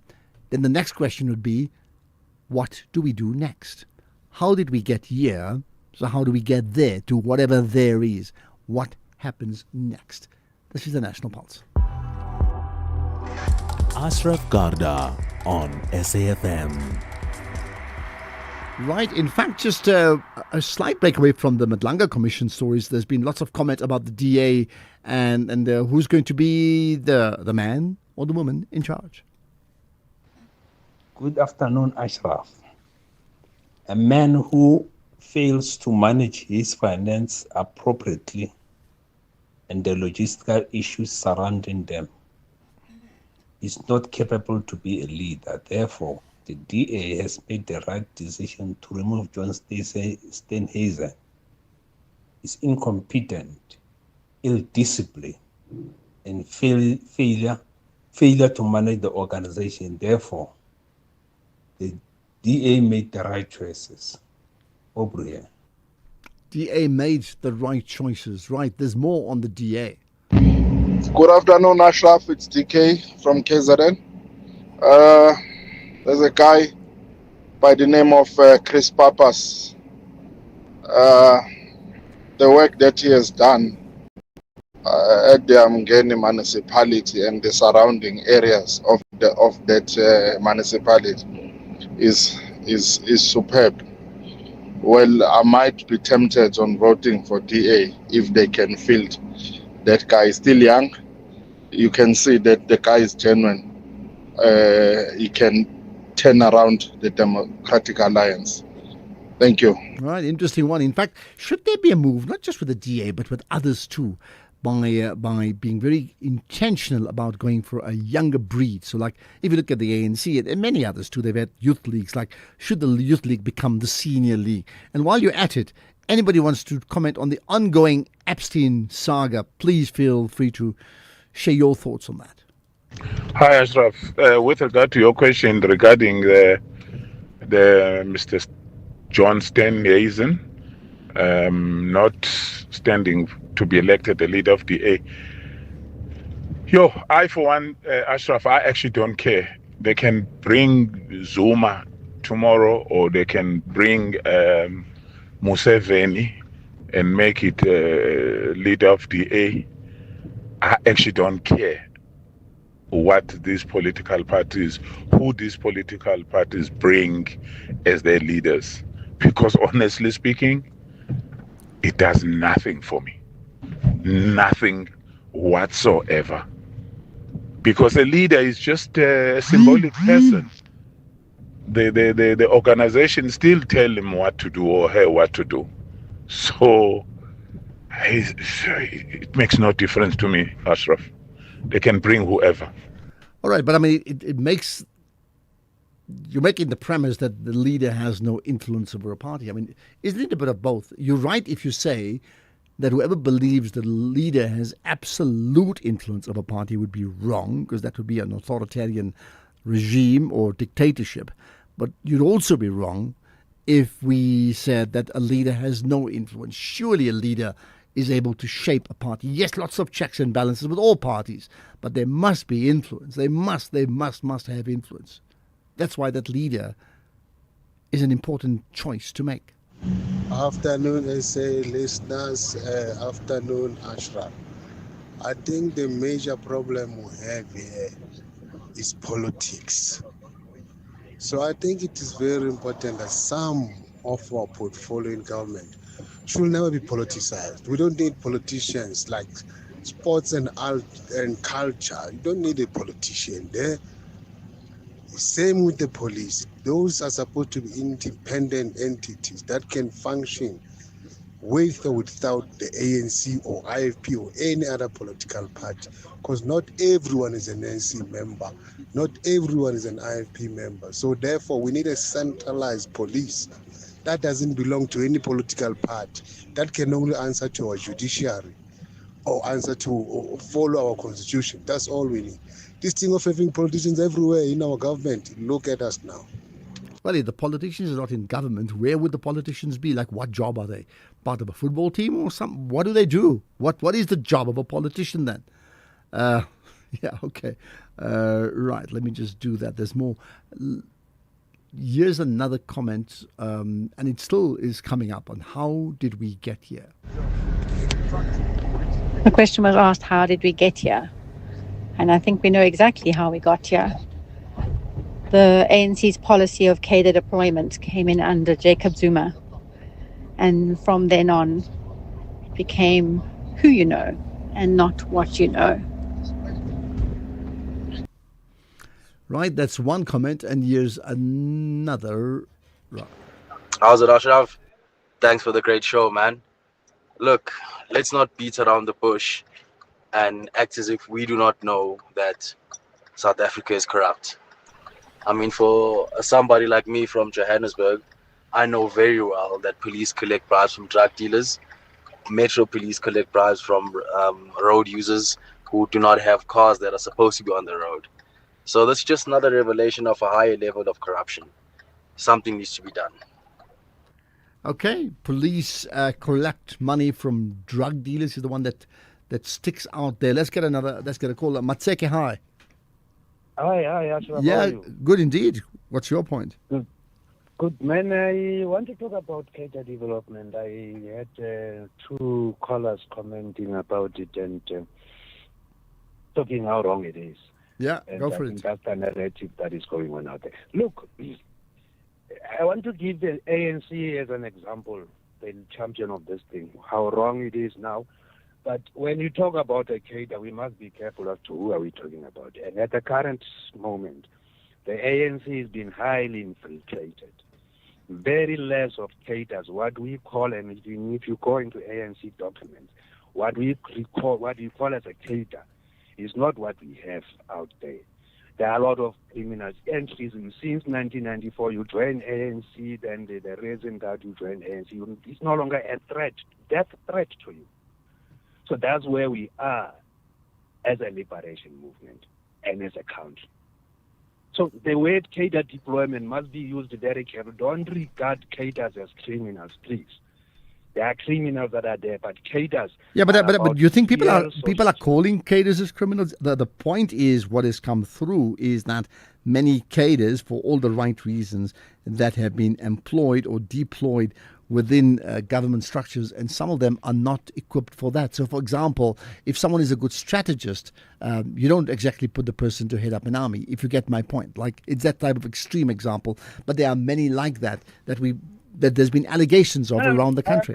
I understand that, but the issue of developing people and developing human resource and capacitating people and what comes into the sector, I understand that point. How we do it is another issue. But I'm just picking on this point of saying cadre development equals corruption, and those are criminals. That's where I have a problem. Yes, in any industry, in any place, there are those issues of upskilling, developing your human resource and all of those things. That's a separate issue at all. And so altogether, Ashraf. Okay, well, you got us thinking. Sorry? Yeah, I said you got us thinking. I'm going to move on to news time unless you got like one line to make. No. That's all I wanted right. to make. Let's not use cadre. Let's not equate cadre to corruption. Okay. Cadre is a very serious pattern in life. So cadre, Look at it all right, got that point made. Cadre deployment or cadre development, according to Matseke, is not corruption. Make the distinction. Let's get the news headlines. 5:30. Thank you, Ashraf. Good afternoon with your headlines at 5:30. I am Chandruko Ligege. Brigadier Rachel Majeng has conceded that she acted in the interest of Vusmuzi Madlanga when she consistently assisted him with his SAPS contract. President Cyril Ramaphosa has defended his decision not to fire Police Minister Sanzo Mkhwanazi, who is currently on special leave while receiving his full salary. And Nigerian President Bola Tinubu says the militant group Boko Haram is behind the attack in which dozens of people have been killed in a ferocious shooting attack on two villages in Nigeria's western state of Kwara. I'll be back at 6 with a full bulletin. SAFM, guiding you through the rush hour traffic. Good afternoon. Starting off in Gauteng, the R55 northbound slow moving towards Kyalami Boulevard, Trans-Oranje Road northbound in Pretoria slow moving towards Morkel Street, and the N12 westbound in Eldorado Park has a crash before Klipspruit Valley Road. In KZN, the N3 westbound queuing towards Market Road, the M7 westbound queuing at the Bell Road Junction, and the N3 southbound in Howick has truck crash recovery underway near Nottingham Road. In Cape Town, Dock Road outbound queuing leaving the waterfront area, Malebongwe Drive eastbound in Dunoon has a crash before the N7 highway, and Plattekloof Road eastbound queuing towards the N1 highway. With your traffic update, I'm Irma G. This is SAFM Sports with Doming Khapele.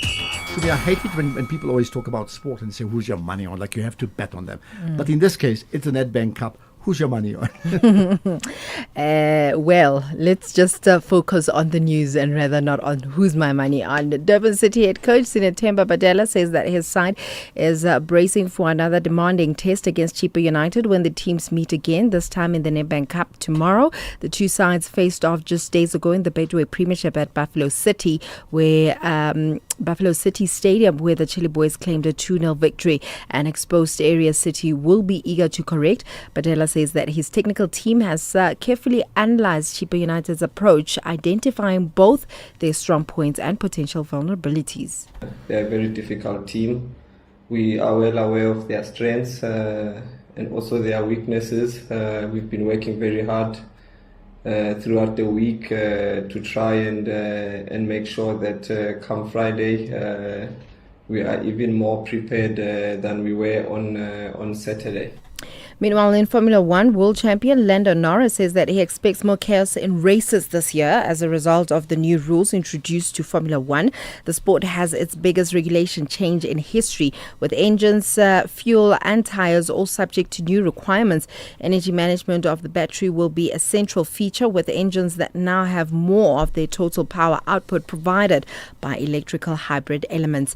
In rugby, the Stormers have been hit with another injury blow, as Locke Ruben van Heerden faces 3 months out with a thumb surgery, joining captain Salman Murat on the sidelines, with Guebas Reinach also sidelined. The lock crisis is most pressing, leaving JD Shekeling and Audrey Smith as the main options. Head coach John Dobson may be forced to reshuffle ahead of the crucial derby against the Lions on the 28th of February. In cricket, Proteas specialist consultant Albin Walker says that the wickets in India will be tough for the bowlers during the upcoming T20 World Cup, offering little to no bounce. This is after the team's 30-run defeat to co-host India and the DY Patel Sports Academy. Morkel noted that South Africa used 8 bowlers, with Marco van Janssen, Corbin Bosch, Heinrich Nortje and Gwena Maphaka each taking a wicket. Despite the loss, he said that the team was pleased with some of the strategies they tested. I think we saw tonight, and also the series South Africa played in India a couple of weeks ago and New Zealand now, that it's a brutal environment as a bowler to come out and do your thing. There's not a lot of bounce in the wickets. It's really true low bounce, skiddy with a lot of dew in the evening. So as a bowler, you've got your work cut out for you. We tried a few things tonight, which we were happy about. But I think it's back to the drawing board for us. The T20 World Cup gets underway on Saturday. In Olympics, excitement is building as the opening ceremony for the 2026 Winter Olympics in Milano Cortina draws near, with final preparations underway across Italy. This edition will be the most geographical spread out Winter Games ever, with venues separated by 400 kilometers plus 3 additional clusters. Now, Milan saw rain on yesterday, while Cortina was blanketed in heavy snow, obscuring the Dolomites, and Cortina will stage women's alpine skiing and all sliding events, while Milan welcomes fans at Piazza del Duomo and the first curling matches. With that said, it is a wrap from my side. More on other sports tomorrow morning. Absolutely. With Tomorrow Zai Khan. morning? With Zai Khan. Oh, I thought with you. No, with Zai You Khan. better go and sleep if you're going to work tomorrow morning. Ke nna Tumeng Kgapela, Modimo ke o. Economic news on SAFM. Facts and figures you can count on. Jimmy, you've got a show coming up 6 to 7. What's top of your agenda? Good afternoon, Ashraf. Good afternoon to our listeners. I'm going to be taking a look at the announcement yesterday around the South Africa's involvement in the Africa Import-Export Bank. Securing that membership also came with an $8 billion fund that was set aside by the bank for South Africa's development. We're going to take a look at that with our banking specialist and see what we make of those developments and what they mean now that we are a part of this new DFI structure. We're also going to take a look at the turnaround plan that Lesaka is undergoing. It seems to be taking shape. They've just reported first quarter results and they're back in profit. We know they've been involved in the stablecoin we spoke about earlier in the week, and they're still wrapping up that Bank Zero deal as well. So we're going to take a look at those with the company CEO, see what we make of those developments. Then we're going to take a look at the mining indaba set to kick off next week. We're going to see what we can expect from that. We're going to speak to Standard Bank around that and see what it is that they are focused on as the largest bank on the African continent. And then we're also going to take a look at a small business, because we do that on Thursdays. We speak to small businesses and get a sense of just how well they're doing and perhaps how much better they would like to be doing. A quick sense of what's been happening on the markets front, though. It is a sea of red across pretty much everything. The Hang Seng in Hong Kong, the only Asian market to finish in the green, but only finishing in the green by about 7 basis points, so not much there. But compared to the near percent that the Nikkei lost, that is a win, I suppose, for that market. If we look at European markets, they weren't any different, all in the red as well. The DAX, the biggest loser, they're down 0.75%, whilst the FTSE in London was down 0.2%. Our own local front didn't fare much better, largely due to the sell-off on the commodities front. Stocks were down 5% almost, the top 40 down 2%, the all share down 1.8%, financials down only 3 basis points, industrials down almost 0.5%. Those commodity prices that I touched on, the platinum price back at $2,000 a fine ounce, palladium back at $1,669, the Brent crude price still $67.63 a barrel, but I suppose it's less than $70 a barrel, so we'll take that as a win. The gold price $4,819 a fine ounce there. All of the commodities weaker on the day's trade. Silver probably the biggest loser there, $73.80 a fine ounce. If we look at the currency side of it, the rand giving back some gains against the US dollar, almost 0.75% at this stage, 16 rand 21. 1 euro would set you back about 19 rand 11 cents, 0.2% weaker than where it was when we last looked at it. The Australian dollar, 11 rand 25. A British pound, still below 22 rand, surprisingly, 21 rand 93. So we're going to look at these and other movements, because the Bitcoin price is now below $70,000 at 66,900 odd dollars a coin. In rand terms, that puts it even below 1.1 million. So about 1,086,000 rand for a Bitcoin. I wonder if we'll come below a million rand. I'm sure we have at some point throughout the day. I wasn't keeping an eye on that. Let me just have a quick squiz here. It does not look that we haven't done that today, but perhaps as we go into the remainder of the week, we might see that will take shape. I suspect that this might have something to do with a bit of dollar strength that we're seeing coming to the party, but I'm going to have that conversation with Sanlam Private Wealth's Nick Kunz a little later on when we look at markets. For now, Ashraf, back to you. Right, perfect. Thanks for that, Jimmy. Enjoy your show, 6 to 7. Do not miss it. You're listening to the National Pulse. So I think it's an interesting question. How did we get here? And what do we do next? That's one. Number two, that issue of cadre deployment, or as the previous caller said, cadre development, which may not necessarily be the same thing, by the way. How damaging, or put it this way, has cadre deployment been damaging to South Africa's development as a country? I'm talking of democratic South Africa. And what is your understanding of cadre deployment and how it's actually played out? Because let's be very clear, there's no way you would get political parties in exile, then come to South Africa, come back, and then attempt to rebuild the country, and then all of them get discarded and we just hire new people all internally. That's just that's just naive.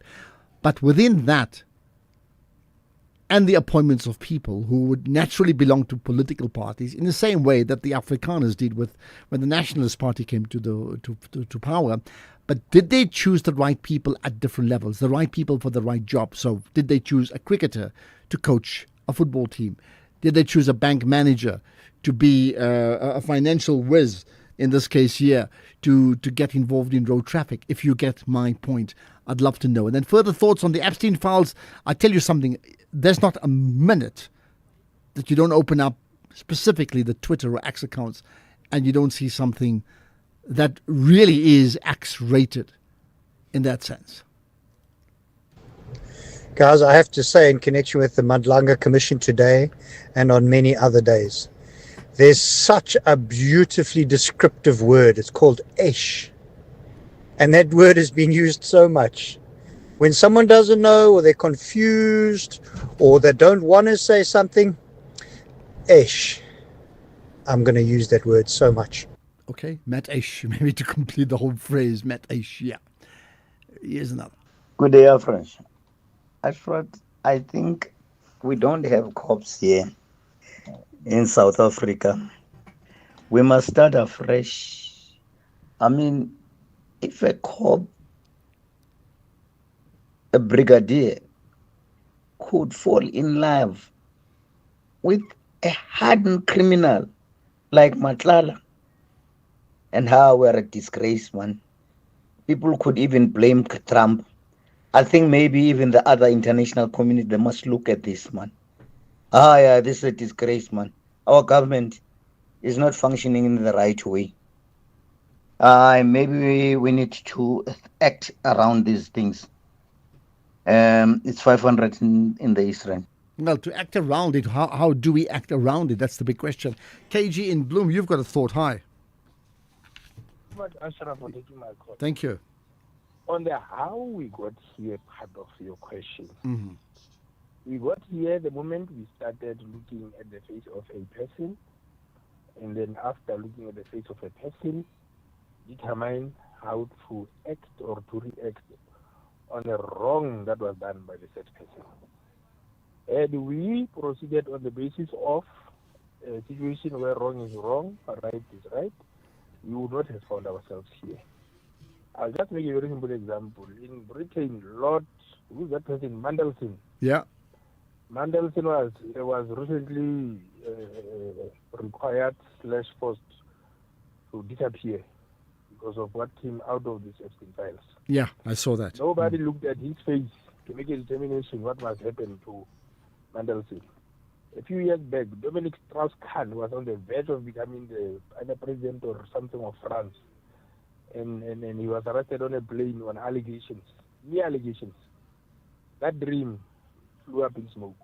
Why? Because of that allegation. So hereby us, we look at your face, it's Ashraf, then we must find a way to manage this misdemeanor that Ashraf is that. So do you think there's been too many people, we're talking politicians now, too many politicians who've been implicated for a whole variety of things, right? Where life just carries on as politicians, and somehow that's become part of our culture. Yes. The problem is, instead of dealing with AKG, who has done something wrong, harshly, we start looking at his livelihood, which shouldn't be our problem. We start looking at the discomfort and the loss of living, of himself, and all these kind of things. But where our primary focus should be, if done wrong, you deal with the consequences. That is simply what brought us here. And when we attempt to deal with the said consequences, unfortunately, we still try to see how we can save KG. With all this that is going on now, what came out of Zondo and everything, instead of going to those people who had their hands in the cookie jar and stripped to the bone, we still, try to say, okay, but they must still live with their children. I mean, Ashraf, if I'm not able to think about the well-being of my children, who are you to come and think of the well-being of my children when I fail to do that? And on the Qaeda issue, unfortunately, I don't think it is proper to say Qaeda is a good thing because some of the people originally it was intended to be a person of certain moral standards and spending and thinking and this, that, and the other. The evidence that we have on the ground is almost a majority of these alleged cadres who were put there to do certain things for the country failed dismally. The moment they got a taste of the good life, of the finer things in life, they went completely off the rails. So I will insist this issue of the data. I mean, we can look at the issue of the national directors of public prosecutions. Out of the so many that we've had in 30 years, we can count maybe one or two who turned out to be upright people who understood the requirement of the job and the demand. All right. To say, thank you very much, Ashraf. Yeah, let's leave it at that, KG. I hear you. I think, 2 points. That last part is important as well, that there's been a serious underperformance. So who makes the appointments? Not just with directors of public prosecutions, but think about, cabinet ministers and municipal mayors. Who makes those appointments, number one? The KDEP deployment part, I think you've mentioned already. The third part, I think, coming from a culture in, say, the United Kingdom, it doesn't apply to other countries or many other countries. But the one thing about the UK is if somebody is implicated, that person calls it a day. They just walk out. There's no big hoo-ha. There's no protesting that takes place for weeks on end. They just like, okay, that's it. I'm out of here. Doesn't mean what they did in the first place was right, but when it comes to the fore, they just walk out, which many countries, including South Africa, let me say this, we do not do that. John in Cape Town, hi. Hi, Ashraf. Yeah. I've been listening to the conversation. I've been following the Madlanga Commission, even the ad hoc committee. And what I want to say is that actually, I can't explain how we get here, but I know. According to me, if we want to get out of there, we need to change legislation. We need, according to me, a person that is corrupt, is stealing from the government, is stealing from South Africa. That is treason. That's sabotage. A person that sells drugs to our communities and even allowed people to do that, that's also, for me, it's treason. We need to change the legislation. Let's bring back the death penalty and hang all those people. But you think it's a legislation, or do you think it's a mindset change about those who lead right now? It's going to change the people's mindset. Okay. It's really going to change the people's mindset, because if you know that there's a corporal punishment that can end my life, you're not going to be part of this mess, because you are actually, I won't say you have created the mess, but you just go on. You just putting wood on the fire, and the fire need to be burned. Okay. Need to be killed. All right, you've made your point, John. Thanks for that. Let's continue with points being made. Pat in Katlehong, hi. Hi, good day. Good afternoon. How are you? Good to talk to you, Pat. Go for it. Yeah. Yeah, it's fine. When a new soccer coach is appointed in a team, they'll always tell you the most important thing is to shut the back door. That is, even if you interview most of the soccer players, they'll tell you that the defense, they train even 4 times harder in order that they should try and, when you score 2 goals and you have scored 4 goals, obviously we are a loser. You see. So you just have to shut the back door. I think the attitude of the next president or whoever is going to take care of our country is to shut the back door. I think our police system is non-existent, as well as our defense force. They are all non-existent. If we can put all the efforts, maybe have symposium, maybe have conferences just to address our backline, our defense force, our defense. Well, I think you make a lot of sense, Pat. I much appreciate your call. I think you are actually spot on, because that analogy of a sports team, and it doesn't matter which sport, you've got to get the defense right. So we have this leaky defense. I mean, whoever appoints key positions in government and other institutions, they have to ensure that those defenses are watertight. Otherwise, they're going to leak goals or leak tries. And the equivalent of the leaking goals or leaking tries in this case here would mean corruption, would mean undermining the country. And we just can't afford those type of effectively own goals. So your point is well taken, and I think you are spot on. This is the National Pulse. So you thought you were building a business in this economy, but day by day, somehow it grew. You kept going when the freezer didn't freeze, the bucket didn't budge, and the bank balance barely blinked. So you thought you were building a business. You weren't. It was building you. Because this isn't just what you do anymore, it's who you are. And you don't trust just anybody to protect it. Chat to your broker about Old Mutual Insure Business Insurance. Protect what built you. Old Mutual Insure Limited is a licensed FSP and non-life insurer. The Morning Brief. The move to take Thabo Bester and Vusumuzi Cat Madlanga to Ebongweni in Kokstad. We need to act because you don't want a situation where what I mentioned earlier, escapes, assaults, even death happens in your hands as a correctional services officer. Was there a threat of that happening with these two inmates? The security analysis showed that we cannot continue to have these inmates incarcerated at Kgoshi-Mampuru, which is a second tier in terms of safety and security. We had to go to the highest, and the only highest is Ebongweni. That's Makhoti Tobachale, National Commissioner of Correctional Services. This is Dula Sizwe Simelane on The Morning Brief. SAFM, in partnership with SABC CSI, is proud to support digital learning through our Back-to-School Laptop Giveaway Drive. On 6 February 2026, The Talking Point with Kathy Mutlatlana will be broadcasting live from Skurveberg Secondary School in Western Cape. We will be donating laptops to the school, supporting learners, ensuring access to technology. Join us as we make a real difference. SAFM, leading the conversations that move us. You're listening to the National Pulse. Right, more calls, more comments. How did we get here? What do we do next? Big thing. Dumile, you've got a view. Go for it. Hello. Ashraf, I'll try to be quick. I think the problem is how do you vet someone's heart?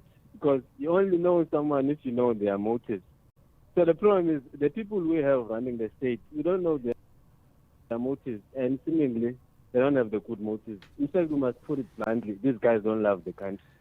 Yeah, but I hear what you're saying, but look, if we do that in business terms, okay, and and as a business leader, if you make 10 appointments, 10 recruiting appointments of senior leaders, and out of the 10 you get 2 right and you get 8 wrong, then there's something wrong with your sifting processes and you'll be made to walk the plank. In the same way, if you're now a rugby coach or let's say football coach and you transfer in 10 players to your club and of the 10 only 2 works and the others fail, there will be serious question marks about you as a coach and your football director, and there will be a complete rethink. Isn't it? You see, the thing is, Ashraf, if you stick exactly with the sports thing, you see, if you take it to sports, the only way you can win a game in sports is if you are fit enough and you want so much to win and the tactics are good. But it doesn't, if you are a good player and you are fit, but you don't really want that much to win, meaning you don't love your country or your team that much, trust me, you're not going to fight for it. And that's why Hugo was giving us problems. Because if Hugo, I'm even doubting that we can win the World Cup. Because if you can say he's not sure about our players, then it means he's not going to put 120%. That's exactly the problem. You see, the difference between the Boers love themselves and their country at that time. That's why they could do the ESCOMs and the ESCOMs for themselves, to make South Africa for themselves is right. But these guys can't do that because they don't love the country and they are people enough. Well, that questions a weakness in terms of your commitment that you just referred to, right? So, Dumila, thank you for that. Again, you've made the point. Well, look, there are lessons, and many have said so. Look at the lessons learned from the Afrikaner community, which is not about apartheid. Let's get that right. No ways can you ever say anything good what came out of apartheid. And also, they then looked after a narrow interest of people compared to the entire country. But there are lessons in terms of infrastructure, capacity building that one can actually learn from, right? As Mandela would say, learn from your enemies. So what is it that you could learn from them? Good afternoon, Ashraf and the listeners. I think that it's time we have a regulatory body that regulates politicians, like doctors, for instance, and legal practitioners. We've got the Legal Practice Council, so that person, whoever is a politician and whoever is assigned to a specific portfolio, is licensed. And if you mess up, you are corrupt, they take away your license, you are never going to practice politics anywhere in South Africa. I think then then we will see service delivery and less politicking and corruption. Okay, what an interesting suggestion. I'll throw that open to others to comment about it today or even tomorrow, because I know we've got about 3-4 minutes to go. The downside of that is the feeling that in a democracy, you must open it up to anybody can stand as long as they get votes, right? But even that, there's a qualifying vote in terms of how many percentages of votes do you actually get. So maybe your point is right. It needs to be looked at to say, go to voter school, go to election school before you even consider standing, or political school. I don't mean party political school. Maybe it's a point. Good afternoon, Ashraf. This is VA from Mkhwanazi in Krugersdorp. On the question of how did we get here? Cadre deployment. Even our president, he went to Zondo Commission and said and defended cadre deployment. People are put into positions because they are friends to who and they are connected to who. Even in the private sector, it's the very same thing. Cadre deployment. Thank you very much. Right, there we are. Lots of comment on cadre deployment as a key factor as to how did we get here. Hi, Ashraf. It's Mark here, first-time caller. It's not a question of how do we get here. It's because we never left. SAPS under the old government was very rotten, and anybody new joining the service just gets absorbed into the corrupt. It's a very institutionalized culture. So, yeah. All right, thanks for that, Mark. First-time caller. I appreciate you calling in, right? Hi, Ashraf, and all listeners. This is a city back to all honesty and hardworking police officers out there who are working each and every day trying to make sure that our society is safe. Imagine you are having a senior like brigadier. It's a shame. It's so disappointing. It's Jackie here in Leboahomo. Okay, got that. And maybe this one here sums it up as we end the show. Hi, Ashraf. It's MJ in George. Ashraf, how did we get here? Ashraf, we got here because we are a corrupt people. We don't have a moral compass. Ashraf, we are not like other countries which have a common thing besides politics. Like, a Muslim country, how they behave, their moral code is aligned with the Quran and so on. We are a Kaujang Kawana country. We eat our own. I'm telling you, Ashraf, I can sit here as a commoner on the street and complain about corruption at that level. But even us, you bribe people there when the traffic cop is trying to arrest you for drinking and driving or what, you give them a cool drink. We have a culture of being corrupt. We are not a moral country. That's how we got here, and it's going to get worse. Okay, well, what a sad way to end the show, but I hear what you're saying, right? We are a corrupt nation. But let me go back as we end the show to that caller we had. Should we regulate all our politicians in the same way? Goodness, you can't even be a referee or an umpire in a cricket team if you don't qualify, right? So enthusiasm is not enough. Should we therefore have that everybody is qualified and they have to go to a political school and then stand and then hopefully get elected, not the other way around? Should our politics be regulated in terms of the people who serve or who purport to represent and to serve us? Think about that. This is the National Pulse. Thanks for listening. We'll do it again tomorrow, 3 o'clock. Don't forget, set your alarm now. Let's get the news now. It's 6 o'clock.